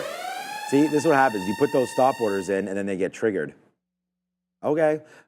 Still a good day here on Nvidia. Again, one of the probably the biggest holding in mine now. I actually haven't even, I just keep on looking at the totals, but not actually at the stocks themselves. Nvidia's been a huge run. This is one of the last, I mean, I recently had bought this name down here at $100 when we came back from London there after we had that huge move down, and it went to $95. And then it came back in. We bought some down here, 104 and change, and then upside right now for Nvidia. So nice move there, continuously going. Who knows where? But I know exactly. I like that stock. You bought the 100. I know it's one of those stocks where I don't have to look it up. My most recent buy, because it was so obvious on the chart. It was right here, and it was like 109.5. So like it was after the higher low bounce and the bounce off 100. Let me zoom in here. And again, look, let's be real. The only reason why I was buying is because I had regretted the fact that I had taken some off the top, and I'm like, this is a buy and hold stock. So I was looking for a place to get back into it. And I was either going to wait for the 200 period. It bounced off 100. This was the high here at 08. It consolidated. And then right there, hey, that was actually on 9/11. I didn't even realize that was the case. But then it essentially made the play off of the open right in here at like 109.35. And you know, that's all she wrote. Like, it was a consolidation breakout. And if you're looking along the stock, why not take it on a bit of momentum? The other play that you could have simply done, which if I ever see another day like August 5th again, Gonna do better. I got like 2 names. I got Meta and Microsoft in my personal account, and then I missed the Apple long on the day trade through 200 because I just simply didn't cross aggressively enough. That was the day to use a market order. And I used a limit order on Apple through 200. I think you were away. Like, you could not use limit orders and cross normally, because usually you cross Apple, 200 break, 225, something like that, you're going to get filled 10 times out of 10. That morning, you had no chance. The stock was at 203 in the blink of an eye. You need to just put a market order and just be part of it, because everyone was panicking out at the open, and when the long started to come in, the algos were just out of control. So it's 320. Finally, SMCI does the break back through 22.5. We're looking for a move into the 70s next. You get an order out there. 23, if it gets there, great. But now obviously the market is starting to slow down a bit, and we only have 40 minutes to go. 10 minutes to some early look imbalances will start to drip in a little bit more, although you can get an early look already. Some names are already starting to show up. Nothing significant. Enbridge doesn't really matter. That always pairs off. Oxy, small buy imbalance there. I mean, CCL, that's from the morning, so that's really not that significant. So nothing big, although Palantir, right now, that's the morning. I'm expecting Palantir, SMCI, and Nvidia are likely to have the imbalances. And being in 2 of them, you got to be careful. Always have a stop order out in play. Because we've moved up, I want to move the trail in. It's now going to be underneath 2230 in here. So where it dipped, I want to get out if it loses that 2230. So now it can't turn into a loser. But keep in mind, this is just a day trade. I don't want anyone getting the idea that SMCI is out of the water. Although remember, they did report. So the idea that they're immediately going to be delisted for not having the report, they just got to deal with the allegations now, and we'll see how that one wants to unfold. I'm refreshing all of my trades. Okay. All right, because I got to try to read this a little bit more clear here. So like Tesla right here, I think is a candidate for this breakout. So I just put it at 290. I mean, that high right there really is, I mean, 289.60. I think we can probably dance with that if we really did want to. Tesla 289.60. I'm going to put in, you know what, I got to have to cancel my other order if I'm going to do this one. So let's take it. Let's see if at 289.71 or so, I think that would be, I mean, I think that's kind of where the level is. So we'll have a quick look there if it does come in. Now we're starting to fade out a little bit here on Tesla, but that would be a break level there for me. Don't tell me now, because Apple's probably retracing a little bit. Okay, so look, I mean, we were just, be more patient, on Apple, because there it goes into the downside. So we coulda, woulda, shoulda been a little bit more patient on that one. All right, I don't even mind getting back into Apple. It's just really stupid trading by me, honestly. We should have done better there. Should have done better. Like, I just didn't want to give it to there. So it's not, you're always gonna, I mean, you're not always gonna second guess your trades, but for me, it's like, this is what we had this little bit of a move, but we should have started the trade here. Like the minute it broke there, we could have got out. We were trying to play off of this 224, didn't give it enough room. Oh well. Sometimes we're blinded by the light, or blinded by. Sometimes when you're running with it, it gets in your face there. But at the end of the day, yeah, bad trade there on Apple. Could have waited for VWAP, and I think we always talk about this, and that is that wait for your trade.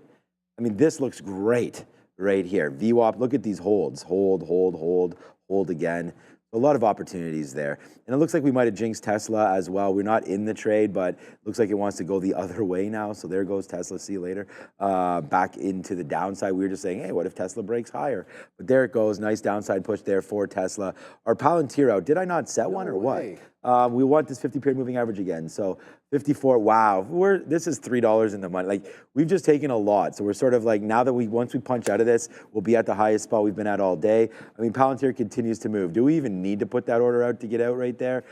Huge move from that. I mean, this is NFTable down here. I mean, those fills right there on Palantir today, 51.50, like, incredible. I cannot believe we were able to get those. 54.90. All right, you're still going. I'm just putting the stop in now. 54.49. We get that. We're out. Palantir, really a great name there. So we'll continue to watch it. Hopefully, we'll be able to continue to go. It's 3:23 right now. We have Qualcomm tonight. I want to check ARM. ARM's going to be a good one that we actually talked about that breakout, so I'm feeling some kind of ways that we don't have it.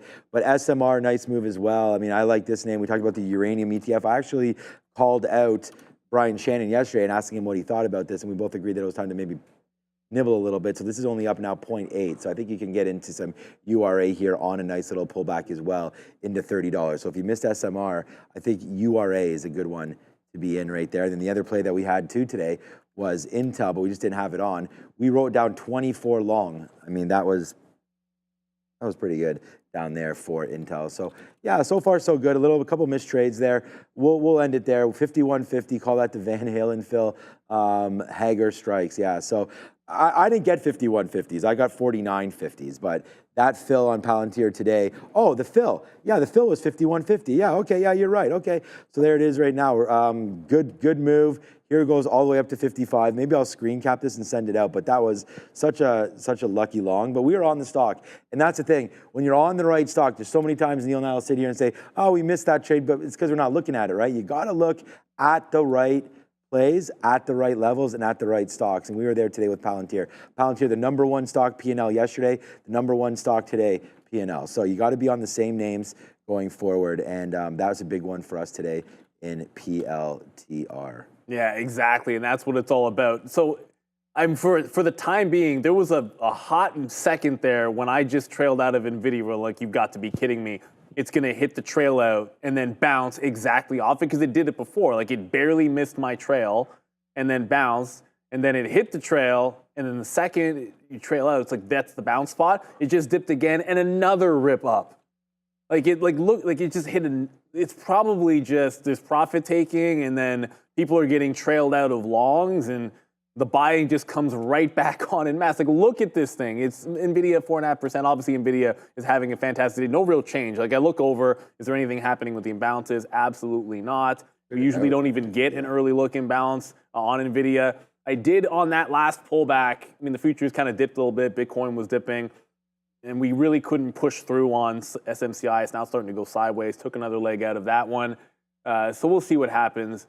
I mean, ultimately, it could be a buy and balance. It could be a sell. I don't really know. My stop is still at that 22.30, and we're just gonna go with that at least for now. There's gonna be so many earnings to get through. You know, we're gonna have a lot of fun while we do it. So make sure you stay tuned for the aftermarket show. I'm expecting the biggest one. I shouldn't say the biggest one. I'm feeling ARM's going to be some fireworks. Let's just leave it at that. To say the biggest one is, kind of ridiculous. I mean, I don't know which is going to be the biggest percentage move, all in all. I just happen to feel that ARM kind of got held down a little bit today.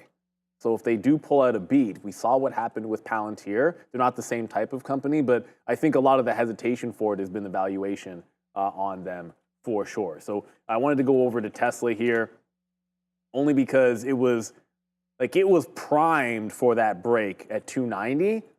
So selling in the 290 level, obviously on Tesla. And when you go out to the daily, whoops, you got to zoom even further out because Tesla's doing that today. It's one of those. 290 is a big resistance spot. You got to go all the way back to the middle of last year. But this 290 area, I guess people are ringing the register. You got to keep in mind, this was a $210 stock before earnings. That's a heck of a run. I mean, I don't care what your time horizon is.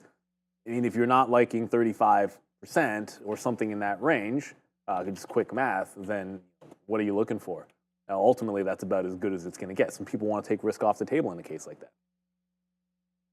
I forgot about that. That was another call that we had, was Tesla long. So I don't feel so bad about the, all right, here comes Palantir. So I don't feel, oh, it's going to break 55, did it? So I don't feel that bad now about SMCI because we did talk about getting long Tesla into that report. So that was a good one there. All right, so yeah, there it goes, man. Palantir just tries to take those levels out there. Let's see what winds up happening now. Just rejected that $55 mark. So let's see if it goes. I did not punch long. Probably could have done that. Nothing wrong with taking that opportunity into that long there for PLTR, but up 7.5. We were up 25%, maybe more than that yesterday. You've added so much to this name. And again, something I talked to with Brian yesterday, what do we do with this island? And he's like, nothing. He said, you could look for an island reversal, but that didn't happen. And now we create another one here today as we're just off by ourselves up here. This is the stock, man. I mean, Palantir year to date, we talked about this earlier. I was saying 140%. That was from yesterday. PLTR. So yesterday we had a huge move up again. So let's just have a quick look, see exactly where we are year to date here on Palantir. All right. So, oops, it will be over here, right? Year to date. 220%. That's it, just 220% year to date for PLTR. So a huge move up. And then we talked about SMR. We actually had another name. There was one other name that I was looking at that was up huge year to date.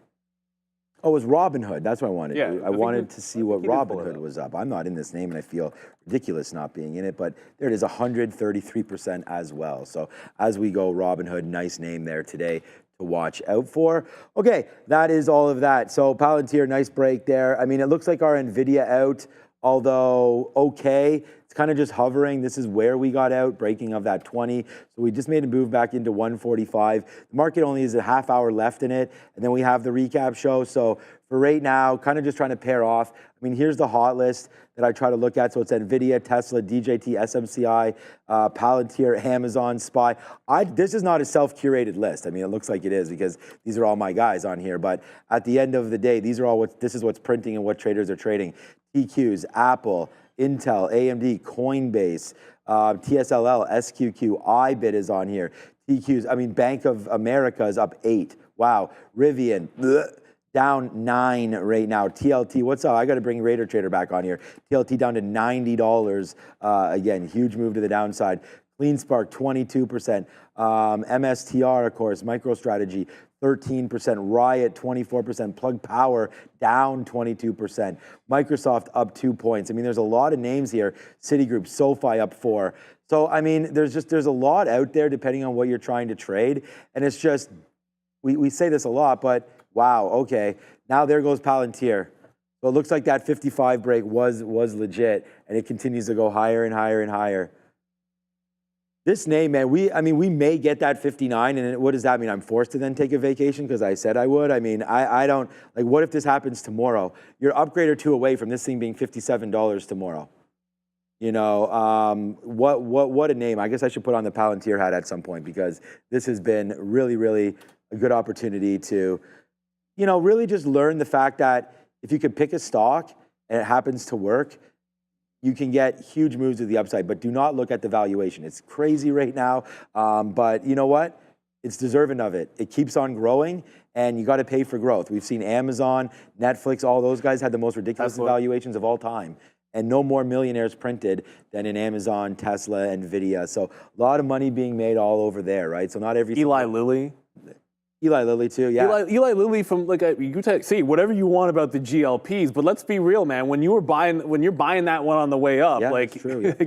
that sucker wasn't cheap, no questions asked. If you wanted a cheap name in the space, everyone would have told you Pfizer.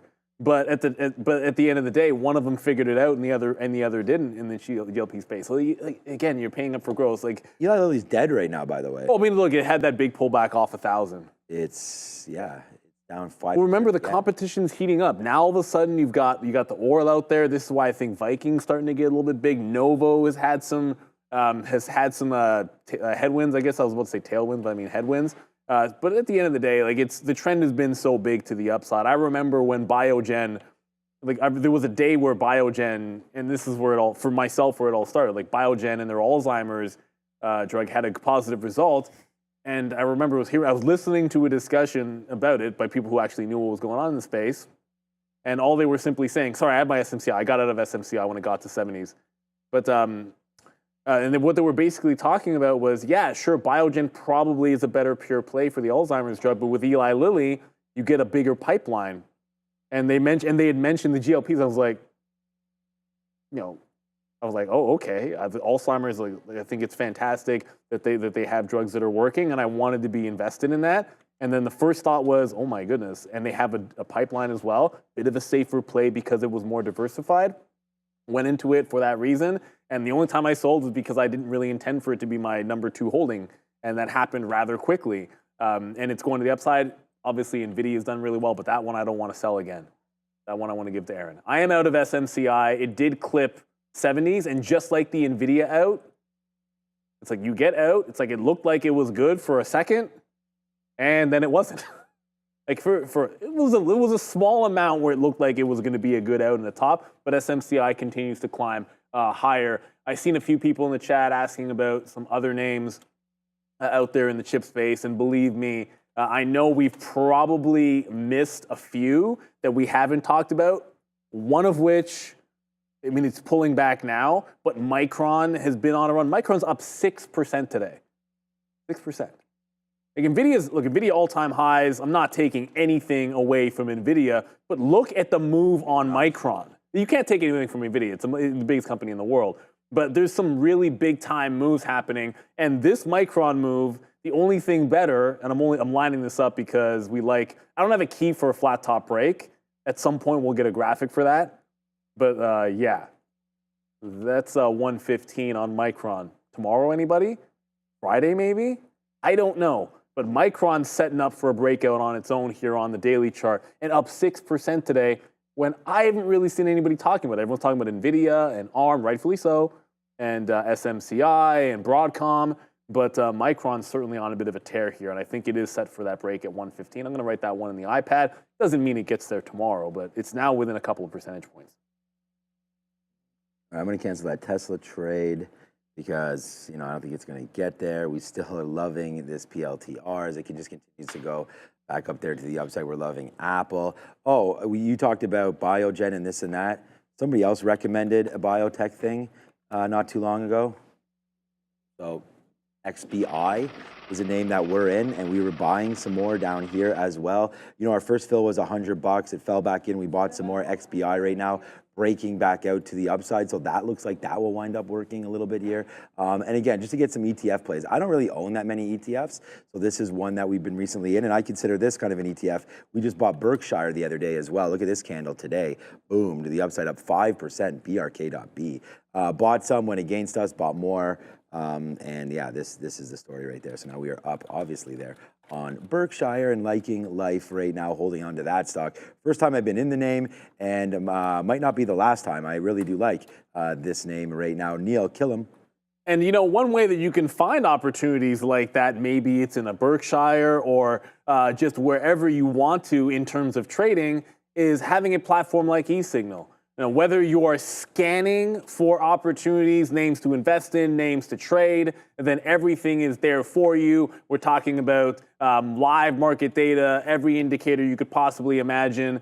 Is it breaking out on VWAP? Are we pulling back into a major moving average? All of those types of things that you might look for when scanning for opportunities, you're going to have them, and you're going to have them in a reliable platform, which is up 24/7. It's that reliability of market data that's important for eSignal. Infinite data also means that you have fantastic back testing.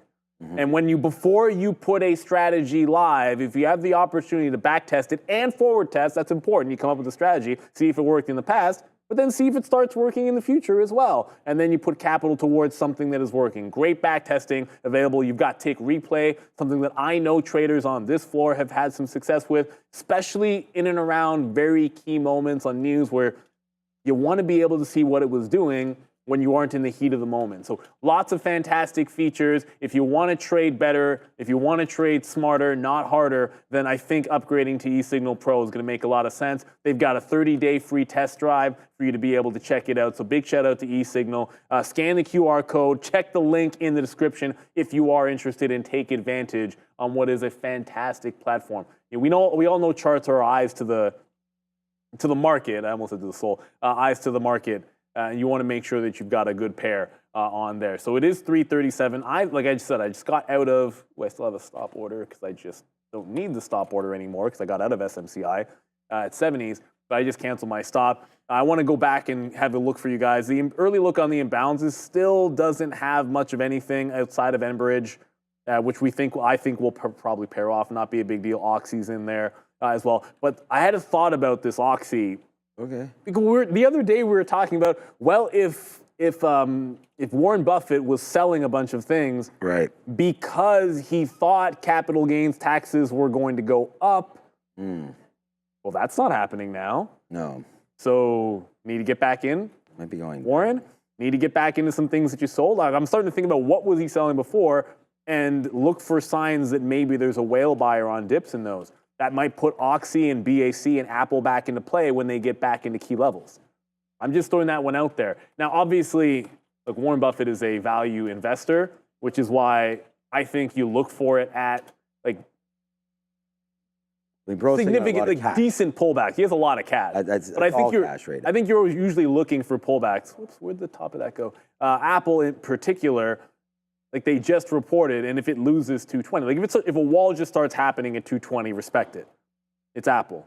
But if we lose the 220 and this thing even sniffs, if it sniffs the 200 period moving averages, I'm going to want some chips to be ready. And I think the same thing is going to play for me in Oxy as well. I haven't been in Oxy. I went 2 for 3 using the Buffett entry on Oxy. It was a good little swing that you could just buy it 54, 55, and it would play up into 65 to 68 several times. Hopefully we can get something like that going again in the future. With only 20 minutes to go, if it's something you guys want us to look at, let me know. At this point, wow, SMCI did get to 23.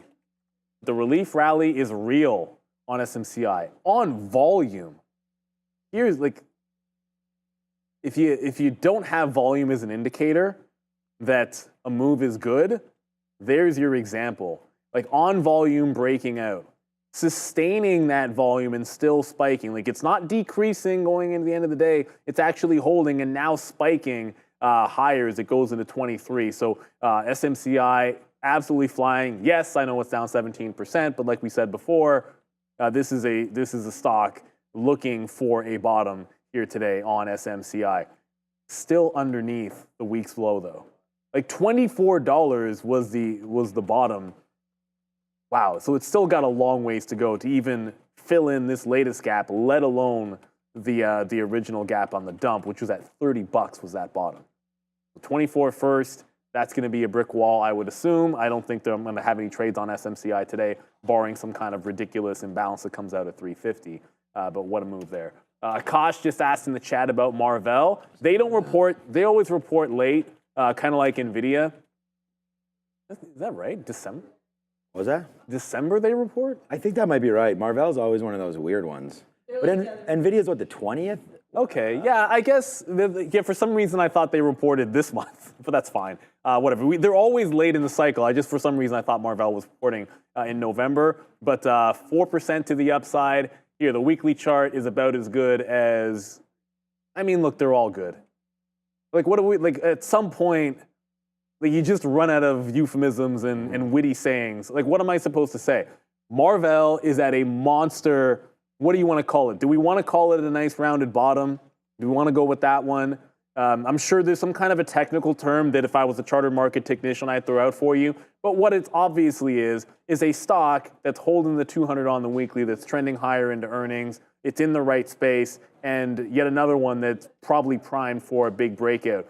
And the key here is it's going to test this level before we get to December 3rd. Bet that.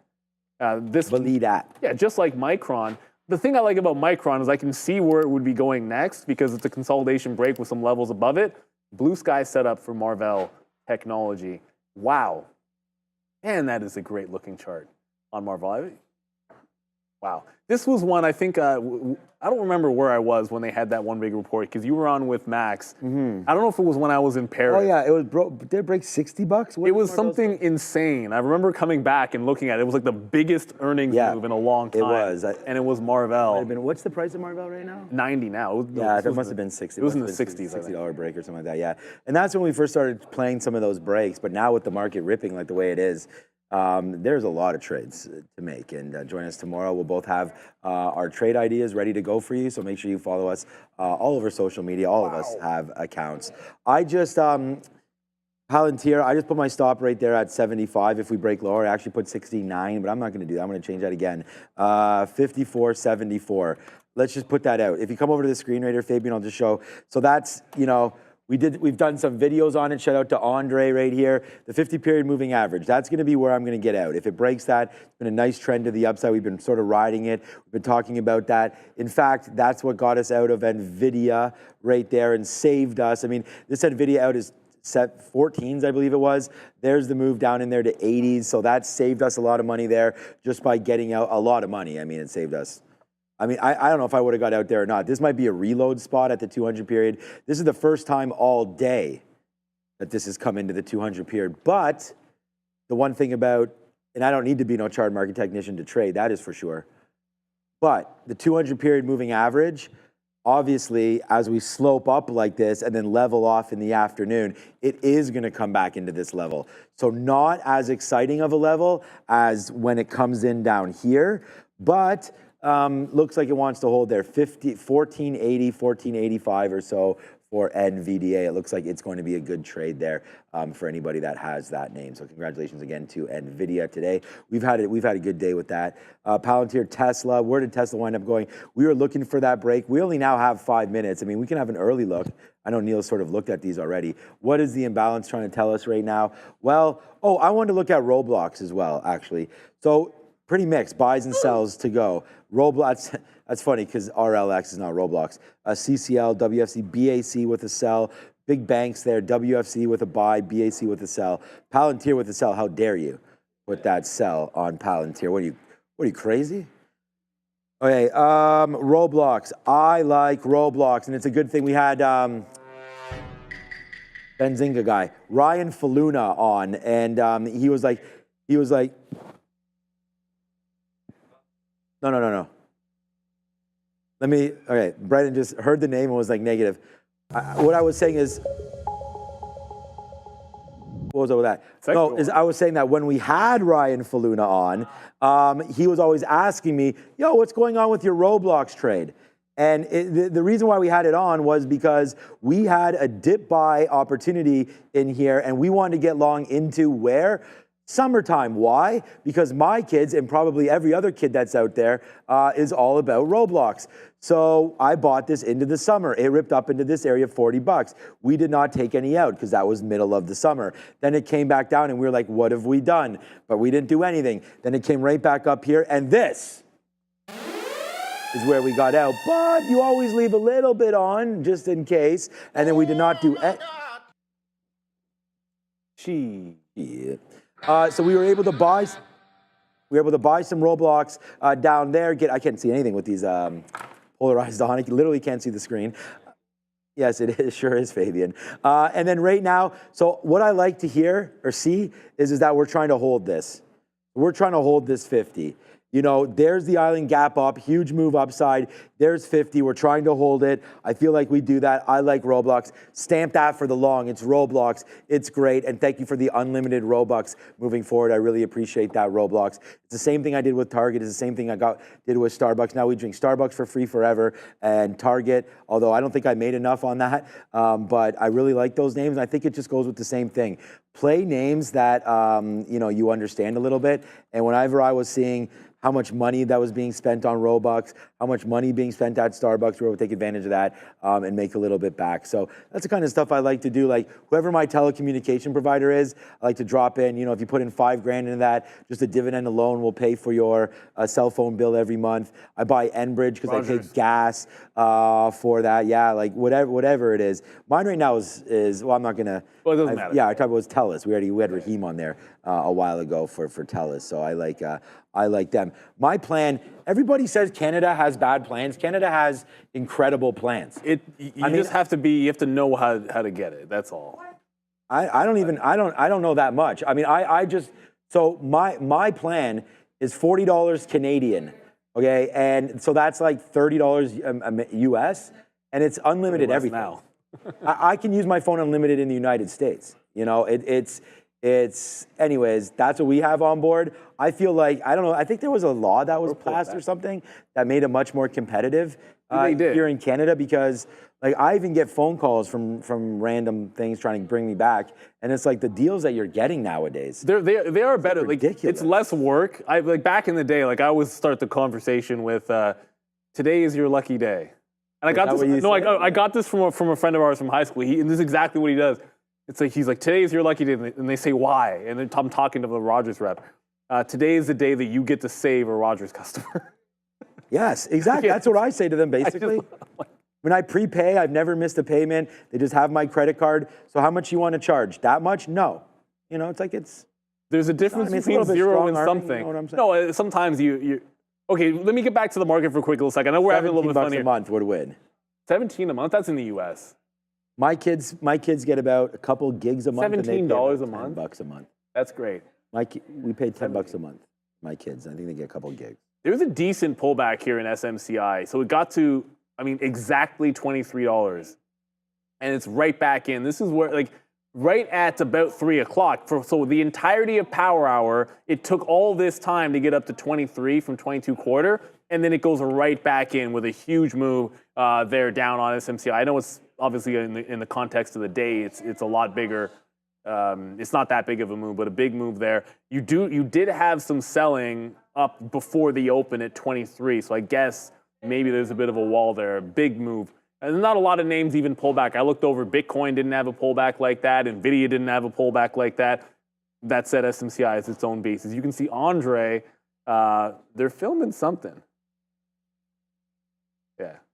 That was Ramin. That's Ramin. She finally that's Ramin holding the light. Yeah, that's Ramin there, everybody. Right there. Don't spill our secrets, man. Shh. What do I spill? Huh? What? Okay. Whispering sweet nothings. He's saying we repeat the sweet nothings that they whisper to us. But that's part of the fun. I thought it was sweet nothings. That's why I was doing that. You know what it's like? It's like Rogan and Jamie. Like you hear him. You can't. I've never watched Rogan. I did see that a little bit on Trump, but I think he was by himself. No, it's just great. Like obviously he has. It's like Howard Stern and what's the girl's name? And Robin. Robin. Yeah. Only this is different. Like obviously they all have a crew. Like you got producers, you got a production. Why not? Like we're a family in here. Like it's not some 100 million person operation. There's Ramin. Why do we have a? Okay, so Ramin has posted a picture of Jerome Powell, and he's doing. It's hard for you guys to see. The imbalances are now out. I'll do this after. 2.5 million sell Intel. Plug Power is a buy of 1.3 million. Lam is a sell of 1.1. Alphabet's a sell of 1.1 million. It's probably an overall sell imbalance just based on those alone. Although, okay, never mind. Goog is 1.1 sell. Goog L is 900,000 buy. That offsets. Broadcom 900,000 to the sell. So it is actually a mixed bag. NQ is a buy of 400 million. The Mag 7 is a buy of 43 million. That is completely offsetting. It is pretty much flat on that Mag 7. Yeah. So individual names, I would suppose, if it wasn't Intel, 2.7 million is a lot, but Intel's a $25 stock. Intel is at 25 as we speak. If that was a buy imbalance, I'd play the flip. But yeah, the picture just has Jerome Powell doing one of these. Like he's doing the. I'm guessing they were filming something with this picture. I mean, here. And he's got to be doing that with the. Well, I wanted to show it with my glasses. No, but he's probably looking at the market like, sheesh, we're supposed to cut rates into this behemoth? Really? Yeah. Just do it anyways. It's not like you're going to change anything. You're cutting a quarter point, and we all know it tomorrow. So that'll be a big look. It's 99.9% or something like that. So I'm suspecting that we know it's a lock at this point.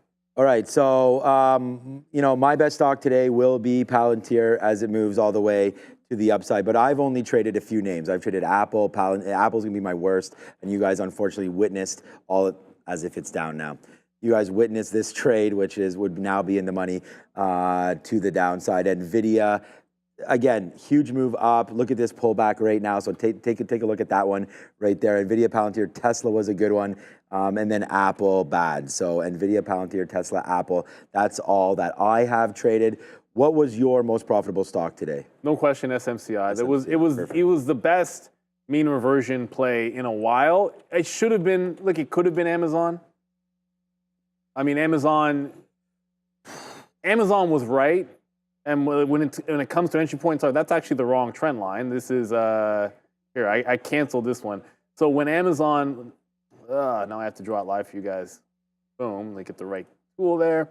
When Amazon reverted this trend, so the breakout of the Bezos wall, or whatever you want to call it, 201.50, that's where I drew the trend from. It gave basically a perfect entry when it broke. And again, everyone has to have their own trading style. Like in here, don't make a decision until it gets to the first support level, right? Like it's starting to work. That's the first support level. So that's where I started making decisions. We're in at 205 change, and it goes all the way down into 204.5. It's like, okay, get some out. I then had the intention of taking another layer out and some zeros got added, and I reversed into a long position, which it doesn't look like much, but it is what it is. And we had to take that one out for an L. Amazon's an absolute beast. I like them in the long term. I've probably done very little with Amazon in terms of, I don't think I've ever sold an Amazon share in my life, to be honest with you guys. And it's interesting, I've only been buying Amazon recently whenever it comes into dips, and I want to buy it maybe every couple of quarters. I now do it with the CDRs in Canada. So when you have Canadian funds, all of these big cat tech names, they're all available on the Canadian market. It's kind of like, what the ADR is, right? So essentially it's the same thing. It just trades in Canadian dollars. So if I have Canadian cash, then I put it into those bad boys. But Amazon up 3% today. The market has been an absolute banger today. I just saw some people in the chat. Rivian Millionaire, what is happening? The market is happening. I mean, I think you might be talking about what's happening right here, because this is what's happening right now, guys. I mean, you're like, what's going on over here? Palantir is now $8 in the money, $8. 8% up. We are now $4 in the money now on Palantir as it continues to go higher and higher and higher. And you guys know, where's Adam to lose? I mean, Real's going to see Real here when you're trying to see what's going on. I mean, this is going to be a big trade. Huge move to the upside right there. There it goes, 55. I mean, I'm just going to, honestly, that's it, done. Awesome. That's it. Here. What's going on with Brendo back there? Yeah, that was a good one too, but I wanted the other one there. Where's the other? Here it is. We haven't had enough fun with that in a while. But so far so good, man. I mean, this is the kind of day that we're having. It's a big one, and I just want to thank everybody for watching. Thank you for all your patience throughout the day as we continue to sort of, make these trades and talk about different things that we're doing. And it's been a successful one. So we'll continue to watch out what's happening now. I can't wait to go home, just relax. It was very, very, very late night, very early morning for your boy there today, and was so busy trading during the middle of the day, did not get to go to the gym. We'll go there tomorrow for sure. Well, maybe, I don't know. The market is my boss. I got a boss at home, the wife, and then a boss right here now, the market. Other than that, we just sit here and have a great time every single day. So, yeah, good luck with ARM. Good luck with everything. Palantir. There's a lot of earnings. Palantir is melting up. Yeah, there's a lot of earnings. It should be a good one. All right, so only 4 minutes left. Let's go get them. Great look on Palantir there. Hopefully Jerome will keep you company tomorrow. We haven't even talked about it, but it's because there was so much to look forward to today. There was no point wasting time on what is certain tomorrow, which is that quarter point cup. We got a bunch of big earnings tonight, so we'll be at the desk there. We have Chris Bretcher coming tomorrow. That's right. You get a special treat. Yeah. You're going to get Obi on the midday. That's a lot of Obi-Wan Kenobi. I'll see you guys at the desk. There's a lot of ICU. All right, so we're very happy to have Obi again tomorrow, so that should be a lot of fun. The market is my boss. You got right, yeah, that's for sure. All right, what do you guys want to do? Thank you so much, Coffee Trader. You've seen a change in the trading? Yeah, I mean, I've seen a change, right? I mean, it's been a big difference, man. The net has really, really ripped up. I mean, like we said, we're not going to. I've changed. We don't, I'm not going to sit here and talk about this and that. I will talk about share sizes and that we do have a little bit more shares and this and that, but we're not going to, talk about P&Ls or anything. But that's why it's very, very easy to show where these trades are, right? These are longs right here. Apple today, we had that short. Unfortunately, this is going to be the L for me today, right here. Upside. And I feel like when we have these kind of trades right there, losing my way a little bit, because we should have probably been in this a little bit differently than we were. We should have waited for this 200 period and or for view up to show its head there. And we got caught a little bit too early. Then I was like, how much really do I want to give back? We talked about only having like a third of our normal position, which is all true. So we do wind up giving some back here. We'll finish close to at the high of the day, but unfortunately we wind up losing a little bit too much there, as opposed to that last trade that we exited on Palantir. We talked about it. We only had a small piece left there, so we will end up a little bit. We're hella green. I mean, this is gonna be a good day, but at the end of the day, we will give a little bit back there on Apple. Let's just check out to see what's happening quickly on Tesla. That did make a run back at that high. Let's mark down 290 for tomorrow. I think that could be a really good area to look at coming through again. And we don't need to keep on, like we used to compare this to that and this to that. We don't need to do that. We understand, you know, where we are, and it's not worth doing that. Lumen right here, a bid. Right, I'm just talking about people in the chat right there. I know you guys know what it is. Lumen right now up 18% and starting to go again. Like, this name, gonna close near the highs. That's gonna be nice. Obviously, the high is 920, but this also has a bid imbalance, so let's see where this winds up going. Oh my gosh, I didn't even look at DJT here into the close. So let's have a quick look at DJT. We only now do have 1 minute left. 36 bucks on watch right now. We'll see what this winds up doing. Here we go, 36, 36.05, trying to go upside. We did talk about maybe buying some of this 34. We could have a look at that tomorrow. So yeah, Vino time, you're darn right about that one. Three Kings Media, although I'm not sure we'll be having any Vino, but you know, if you guys want to have some, I think today would be a great day to do that. Check your portfolios, check them. Check your portfolios immediately.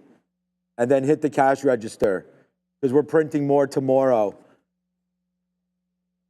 So Fabian, I mean, it's going to be a fun day tomorrow. Join us tomorrow. We'll have the sticky note out again. Go look at the sticky note today for some of those levels. I'm going to look at them after as well. All right, the countdown is now on. It's Miss Adara on the bell. You know, yesterday she wore green, market went up. Today, no green, but the market did need it. We're up 2.7%.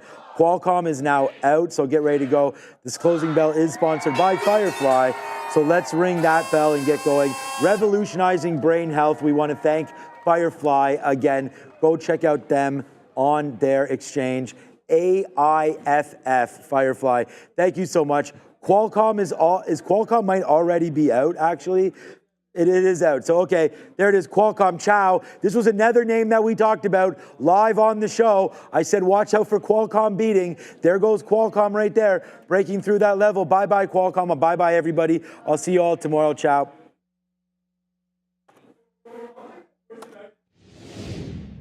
Let's get right into it, everybody. Welcome to the market recap. Qualcomm beat, and there's a 15 billion share buyback. That's the first thing we saw come through the wire. You're now up 5% on the Qualcomm beat. It just went 75, 80, 85, all the way up to $188 on QCOM. They are the first name we're expecting. GILD Melly should also be out as well. We're going to get ARM at 405, but Qualcomm with the first. And it is a big breakout of consolidation. We're looking at a lot of names like this, right? So let's see if we can hold on. Prior high is 180 bucks.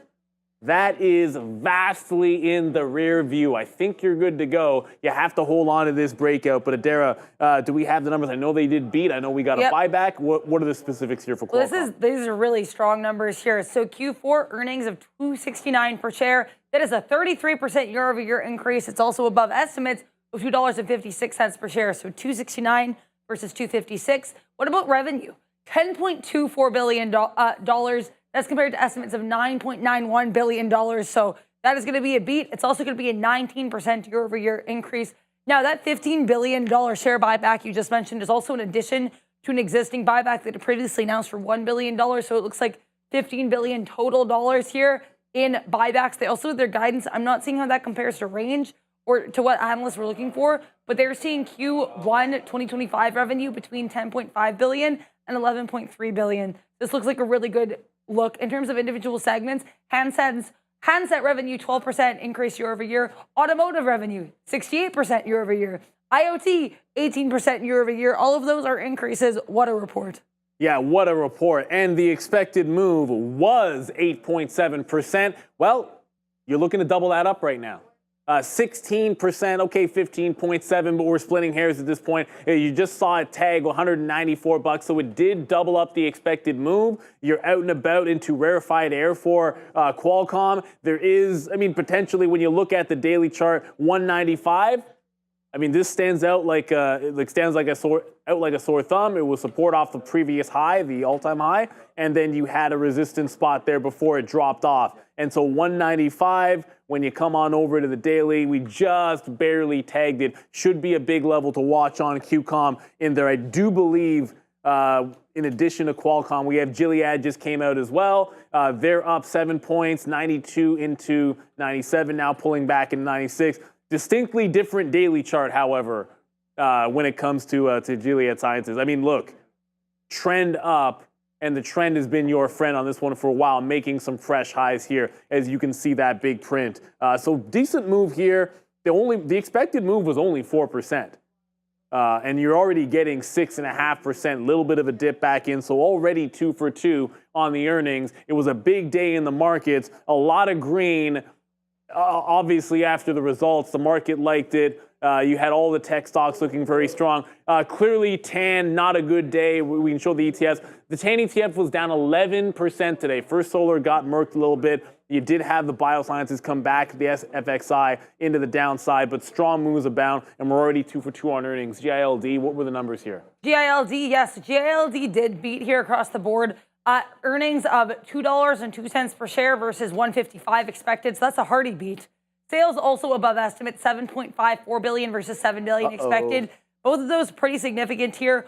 ARM falling. I am not seeing the numbers yet on ARM. I'm still looking here. The second I see anything, I will let you guys know. But as of right now here, we're kind of careening towards that 138 area. Then we're kind of trying to violently pop back up to 145. So lots of indecision here on ARM.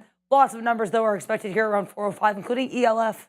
Yeah, the was ARM had broken the top and now coming right back into some of the lows. So ARM, there was an initial pop. It broke 146. I haven't seen the numbers hit the wire yet either. But yeah, now you've given back a good portion of the move. We're going to have to zoom out to the chart to show you that it's not yet wild on ARM. I mean, you have to get down to about 135. I'll just zoom in so you can see it. Like 135, the 200 period moving average is at 132. So you do still have some support underneath, which hasn't really been tested. You just bounced off 136 here. So we're still seeing it's only 1% now. And we got ARM. Yeah, the numbers, what are the numbers here? Because it's not that bad. They must have had like a bad guide or something. It's not terrible though. Yeah, I'm not seeing the guide yet, but I'll give you the numbers here for Q2 2025. So I guess they're a few fiscal quarters ahead of the rest of us. Adjusted earnings of 30 cents per share versus 26 cents per share expected. That would be a beat. Sales of $844 million versus $808.368 million. That is going to be a pretty hearty beat. So they came in above estimates on both the top and bottom line here for ARM Holdings. Again, though, I'm not seeing their guidance, so I'll keep an eye out on that. Beyond Meat, also their earnings coming in a little bit ahead of but before we expected. Apparently, 7.6% year-over-year increase here in revenue to $81 million. Gross profit here, though, is 17% versus a gross margin of negative 9.6% last year. So seems like an increase, but BYND not doing too much here, guys. I will keep an eye on everything. The elf is off the shelf and flying back to the North Pole. And if you're a parent, you're going to get that reference. And if not, well, it's obvious when you look at the chart. Elf out to the upside here. Elf Beauty, 9% already. Clearly, the numbers must be good. Although, keep in mind here, the expected move was huge. Last time it was 14%. Expected move is 16%. So you still have a bit of a ways to go. This was a stock that's under a tremendous amount of pressure. It's attempting a breakout from the lows on Elf Beauty. Dara, still some heavy price action. It's not over yet, but the numbers initially must be good. The EPS beat especially is, I think, worth noting here. So they reported adjusted earnings of 77 cents per share compared to estimates of 42 cents per share. What a beat. What about sales here? $301 million versus estimates of $285.76 million. That's also going to be a pretty significant beat. Now, we also got Lyft here. So Uber's competitor there, LYFT, they did beat here, a smaller than expected. Oh, wow, they're up 28% for LYFT. So they're getting lifted here to the upside, getting that Uber X to the upside here. Gap losses here of 3 cents per share versus a 4 cent per share loss expected. That would be a beat. Sales of $1.522 billion versus $1.44 billion expected. With Lyft, be careful. There was that time that it gapped up like 60% and then fell back because there was an extra zero that slipped in to its margin guidance, and that is not my wording. That is what the CEO said. So LYFT, be cautious. Has given up some of these moves before, but currently up about 30%. We also have Dutch Bros coming through here. 16 cents per share versus 12 cents per share expected. That's a beat for BROS. Sales of $338.21 million, also beating $325.14 million expected. We're seeing very few misses here, Neil. Yeah, they're hitting them out of the park. That Lyft move, I mean, the year-over-year growth on the sales was like 30%, so I guess that's what they like. Hey, if you're growing at a good rate, That's going to be a positive. Bros is up 11% here, so that's another. This is 11% short float in addition to that. So Dutch Brothers, worth watching. 6 days to cover. It is breaking out, so there's obviously going to be some shorts covering if it can hold above what was a big resistance at 36. I mean, so far, I mean, with the exception of ARM, I mean, it's been pretty good. I mean, ARM is still down, but look, it just held 140. It's more middling in here. And you know what? Their sales growth, year over year, 5% on ARM. They traded a bajillion times earnings. Okay, that's true. Not a bajillion times, but ARM is very expensive. So you want that growth to be big. I mean, ultimately, you could juxtapose that with Palantir, where you got to have more than double digits on growth if you're gonna justify a higher valuation. So that could be a little part of it here with ARM, but definitely some big movers. It's holding on to that support level. That's the key. When we showed you guys on the daily chart that ARM had it's got support at 135. It's got the 200 period moving average down at about $132. So it did tap down into this. And if it doesn't break that level, there's a lot of institutions in there that are not selling their shares. And that's just how it is with ARM. But oh my, Adara, like this lift move, 30% to the upside. My first thought is, okay, well, how much of a benefit did Uber get from that? Because I own Uber shares. Only 2%, but Uber back to 75. This is bouncing off of its earnings play. But what a big move on Lyft. I think that one takes the cake a little bit here, 13% short float as well. They have a new CEO that's come in here. And to say it's impressive on the daily, like this is it breaking out the 200 period. You're right back into prices this stock hasn't seen since May on Lyft. Well, there's also Bumble here that just came out. So we had Bumble. To be fair, their revenue actually dropped on a year-over-year basis. So they decreased by 0.7% to $273.6 million. However, this beat estimates of $271.869 million, so decreased year-over-year, but beating analyst estimates. They also announced here a 10% increase here on a year-over-year basis in their app paying users.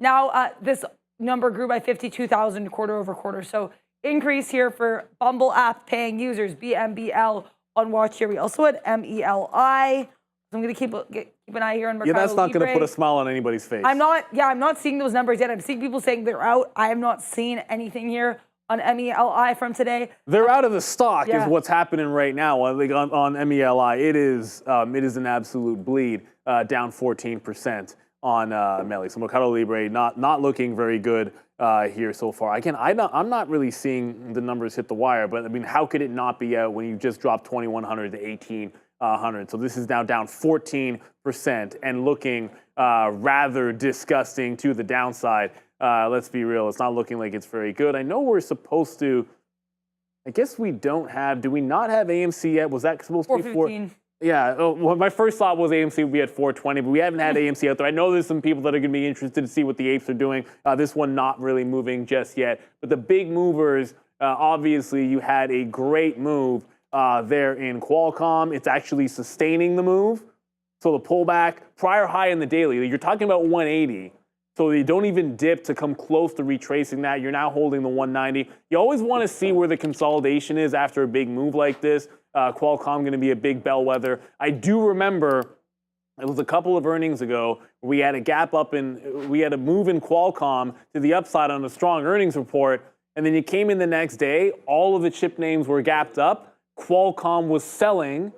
So all of a sudden it's like, well, if they don't like to continue on Qualcomm, why would the other chips be good? And it ended up being a sign, and the rest of the chips eventually followed. So this is one to watch tomorrow morning in Qualcomm. We know it's a big bellwether out there. It's holding on to a lot of strength, up 14%. You're going to want to see continuation. If this loses the bid tomorrow, you're going to want to be able to look at that one for some trading opportunities. Market looking very good here, obviously, on a day like today. And with the exception of ARM, I haven't seen anything on earnings that's going to get us out of that. And if you want to, before I know we're going to go to Chris in just a little bit. Worth mentioning here, we took a while to get to it after all these earnings.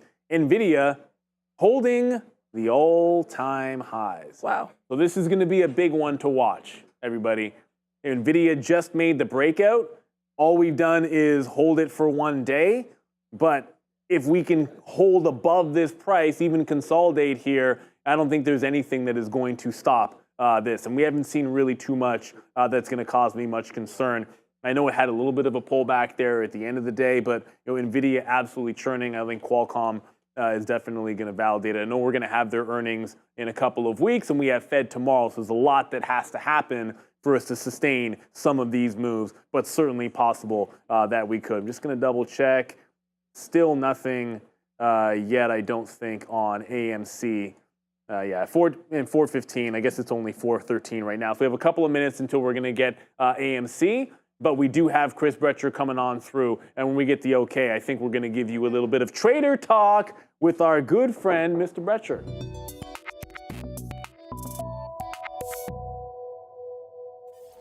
Chris, happy to connect with you once again. We've got Chris Brecher over from Simpler Trading. It's good to talk to you. Good day for everybody's long-term accounts, right? Yeah, unless you're in house. Well, let me just preface that. When was the last time you saw the Dow up 1,400 points and the advanced decline was 400? Well, it ended up finally at 634, and that's only a last-minute surge. I mean, that's an unbelievable. Look at that. Yeah. All day it was like 400. So there weren't as many stocks up as you would have thought. You would have thought it would be up, net advanced decline 2,500. No, you're definitely right about that. And obviously the condensation, I guess that would be it, in a lot of those bigger tech names. Certainly you had the chips do very well, led notably by Nvidia. You're going to have Tesla with a blowout day, obviously. Chris, I look, regardless of what we looked for in the election, once the result happened, it was absolute pandemonium in all of the names that I think you would have expected it in. What was your approach today? Were you sticking with some of the tried and true, maybe some of the ETFs? I know you like looking at IWM a little bit in there, or were you dabbling in things like Tesla and finding your way maybe into some of the miners? Because they were absolutely insane today. I mean, the Coinbase chart was ridiculous on the 15-minute. You saw some trends that I haven't seen in a long time, some of the clean trends, Coin especially. What was your approach going into obviously a crazy day today? Well, the first thing is, it's definitely reacting after the event because there's more than enough to do. The way we made the most money was shorting the VIX yesterday, figuring that no matter what, the VIX was going down. So we shorted VXX yesterday via put spreads. So that worked out great. And luckily, I was doing a broadcast on the close yesterday for 2 rooms, and on the opening today for 2 rooms with about 700 people in, so I could try to humiliate myself in as many places as possible. But the VXX one was a good one, so from 250 to 470. Yeah, and so that made up for a lot of mistakes in there that we might have had. Well, that's a great look for sure. That was our favorite idea, was to short the volatility.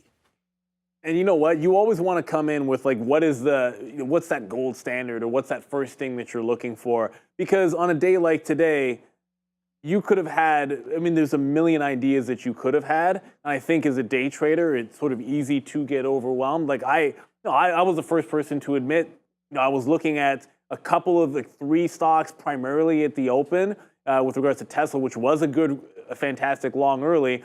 But then there was Amazon at 201.50, and I was picking and choosing between Amazon and Nvidia for a breakout. The breakout on Nvidia ended up reverting huge. The Amazon breakout was one of the cleanest things that you've ever seen. And so stock picking is always going to be important, but I don't want to get too far ahead of ourselves because now we've got the Fed tomorrow. So we go from one big event to another. What's your reset looking like going from last night? Okay, so are you going to look at the VIX again? What's your approach going into the Fed? We have certainty this time.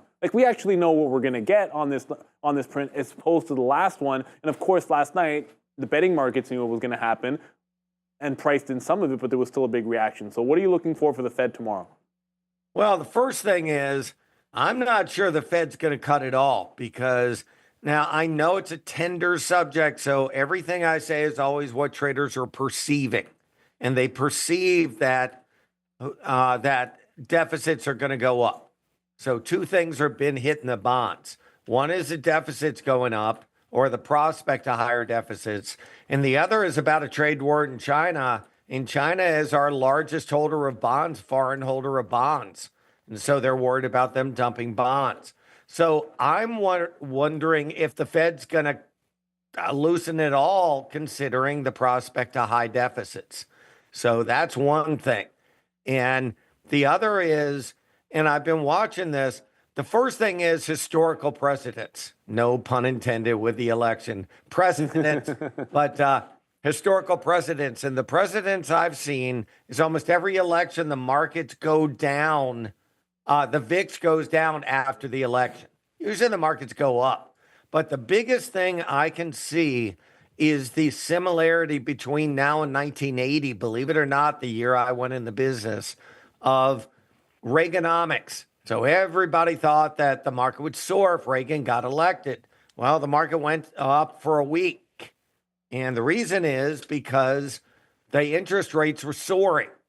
So believe it or not, when Reagan got elected, after the first week of gains, the market went down for 2 straight years until Volcker lowered interest rates in August of 1982 and the markets exploded. Yep. That's when the 3 things happened, really interesting. Number 1, Volcker lowered interest rates. Number 2, that year is when the SEC allowed buybacks. And number 3, in March of that year is when they started the ES stock futures, index futures. So now you could move the market a lot with not as much money. So it's very interesting that all three things happened at the same time. So I think if interest rates, though, this time, if interest rates don't sell off or the bonds don't rally, then you got to look at some kind of event like 1980. I'll go back and show you. There's 1980. Very rare for the markets to go straight up into an election. Straight up. Now, they did go up for another week, and then they went down for 2 years. Believe it or not, I know that's sobering. But really, the way, if we're going to trade on the downside whatsoever, number 1, you want to see, you be sure the bonds don't make everything back. But the other is you really want to see that trend line, defined trend line break. Now, you had this on a weekly here, and you had it on a daily way up here. And that's what a lot of people get wrong right now. In fact, if I go back to 1980, go into here, you're going to see in 1980, and keep in mind, everybody thinks Reaganomics, Reagan was pro-business, the market soared. It didn't soar at first. Right. It soared after 1982. That's your trend line that you're looking at right there.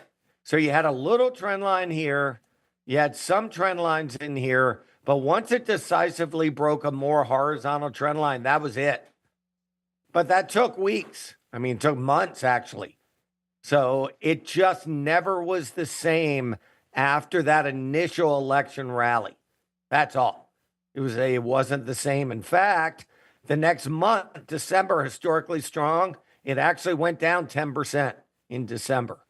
So I'm just saying, you better see the bond market rally, or I think December could be ugly after the election, an election hangover. Well, but for now, you don't have to worry about that yet. Yeah, as traders, until you see a rollover.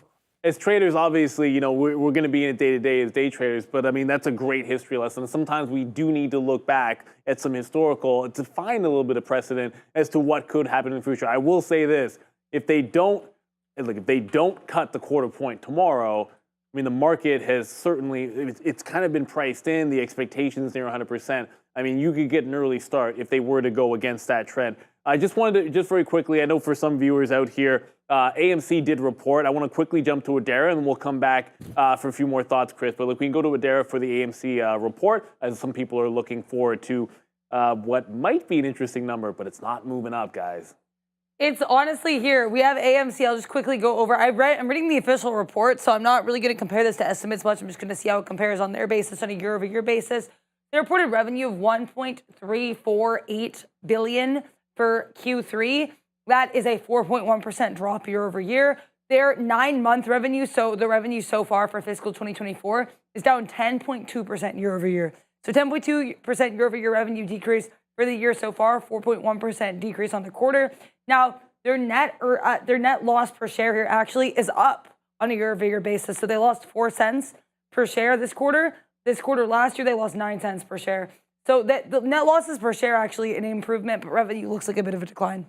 Yeah, there you go. And actually, I mean, it was up on the day today, but not a heck of a lot of movement. It's heading back in to the downside. Small move in AMC. I don't think it's a massive move there. But Chris, if we can just come right back to your to essentially your history lesson. I mean, right now the Qs are, we're through the highs. We finally broke out that top. And if you were to get some kind of a pullback, and it took a long time for it to play out, is there... Now, and again, I'm going to put you on the spot here because I know you were just doing a bit of a history lesson, and I was very young during the Reagan days. I can admit to that.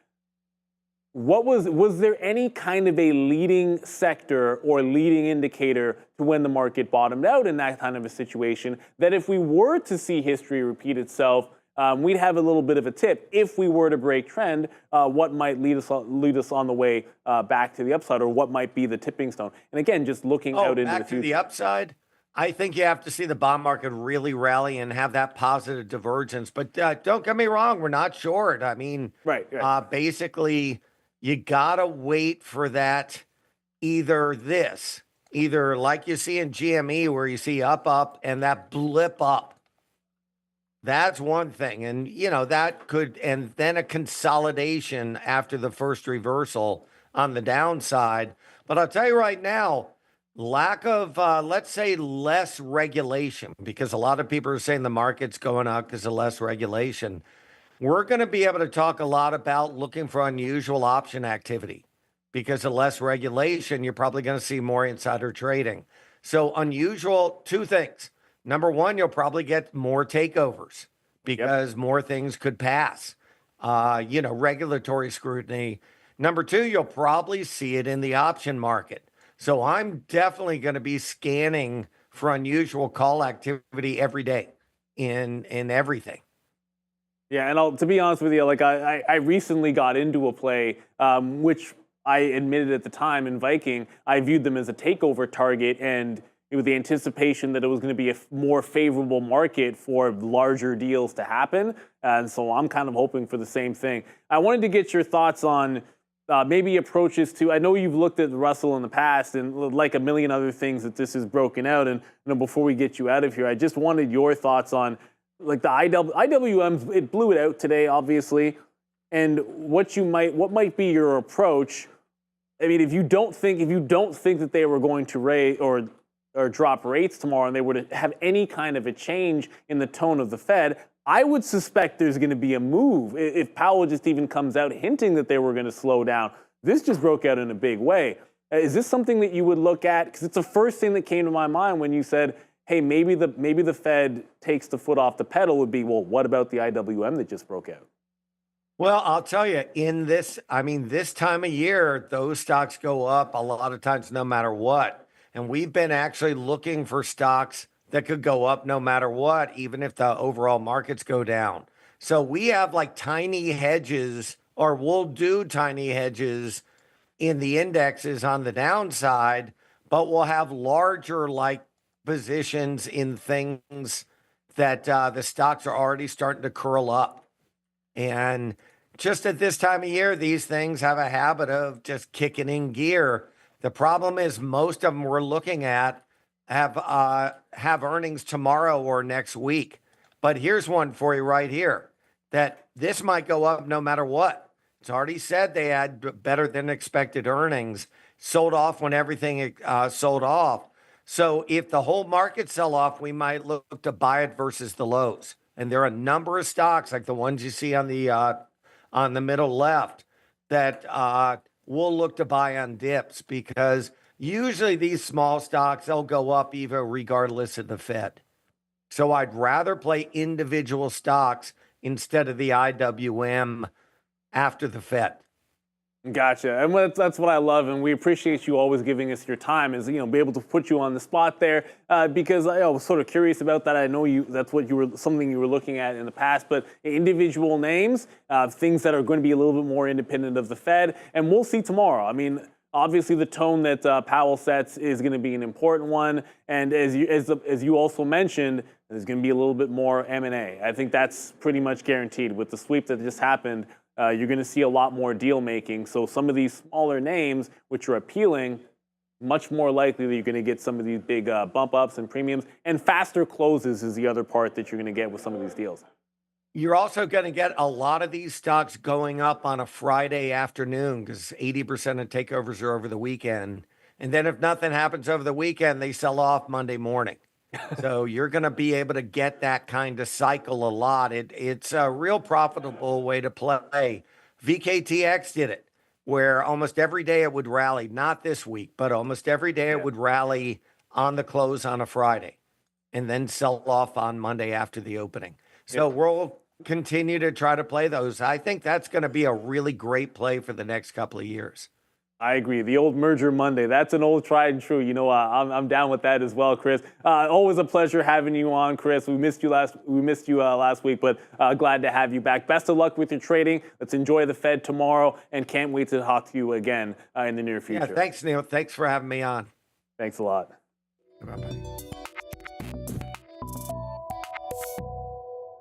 Oh, the Merger Monday. I will never forget when Sean and I owned our own floor, and we had a trader who, you know, may or may not have made a bit of a mistake on a Friday at the close and found himself short. And we're not supposed to. We're in an overnight position on the floor. And then I'll never forget looking at. I didn't even know the company at the time, and I pulled up the Yahoo Finance, one of the latest news stories, and just sort of reading up on it.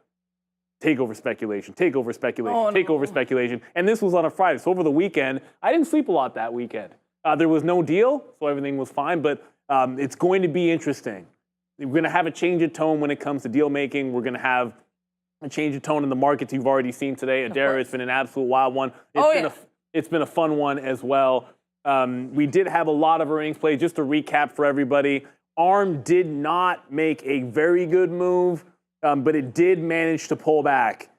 So ARM was down in the 30s. They pulled it right back into 142. So ARM is actually up on the session again. So up about 1%. Qualcomm absolutely blew it out. Lyft, what a move for Lyft, up over 30% at one point. So there's a lot of earnings moves that we're going to be able to get into. But you know what we got to do? We do. We got to give a little bit of a thanks to all of our viewers out here, because without you and without this great community, Trader TV Live would be nothing. So when we do the roll call, it's always all about you. But you know what? If you want to be in roll call, you got to be in the chat. And if you want to be in the chat, you got to be a subscriber. So hit that like, hit that subscribe right now. Get your name in there so Adara can read it out for you in rapid fire fashion as she drops roll call. I'm always going to start it out thanking our entire team down the line, from Fabian and Ramin on the ones and twos. We had Andre making the videos for us today, doing a fantastic job. The midday had Sataya and Sharif. We're going to have Obi tomorrow joining. We had Joe before. Thank him. Shout out to my main man Brendo on the news desk. And of course, Mr. Palantir, Mr. Katina at the desk. He's still chilling out watching some of these earnings, but can't do it without you, Bears versus Bulls, the best moderator in the business. So I always want to thank you in there. And of course, lovely Adara, who's about to give you the roll call. Get your name in there and throw them ones. Thank you very much. And thank you as well. Yes, Bears versus Bulls, Neil, Sean,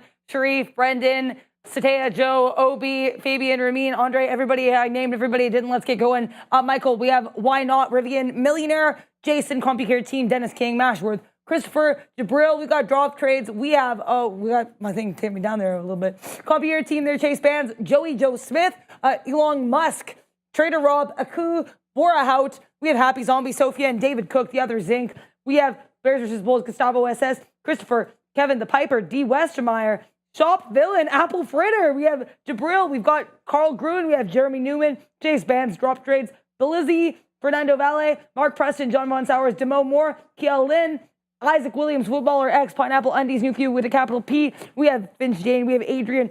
Oh, they're coming now. Guap 10, Happy Zombie Trader 10, Paul, Rivian Millionaire, The Realist, Pineapple Undies, Zero Gravity Zen, Luis Suarez, Sebastian, Robert Vitale, Bears vs. Bulls, Ed Clark, Footballer X, Elon Musk. I'm going to end with that fun little Elon Musk there. Hopefully your day was less sour than that lemon, and hopefully everyone has a great trading day tomorrow because it should be a spicy one once again. I'm hungry for an apple fritter after that. Great job as well, always on the roll call. But you know what? Let's be real. We've got a lot of fun tomorrow. We had a lot of earnings today. We got the Fed tomorrow, so it's going to be an absolute barn burner in the markets. And the best thing about the markets and the best thing about Trader TV Live is we get to do it all again tomorrow morning. So we're going to see you bright and early at 8:30 in the morning. We come on live and we cover everything that moves in the market, and we're doing it for you. So we'll see you tomorrow morning. We're Trader TV Live. Catch you on the flip. See ya.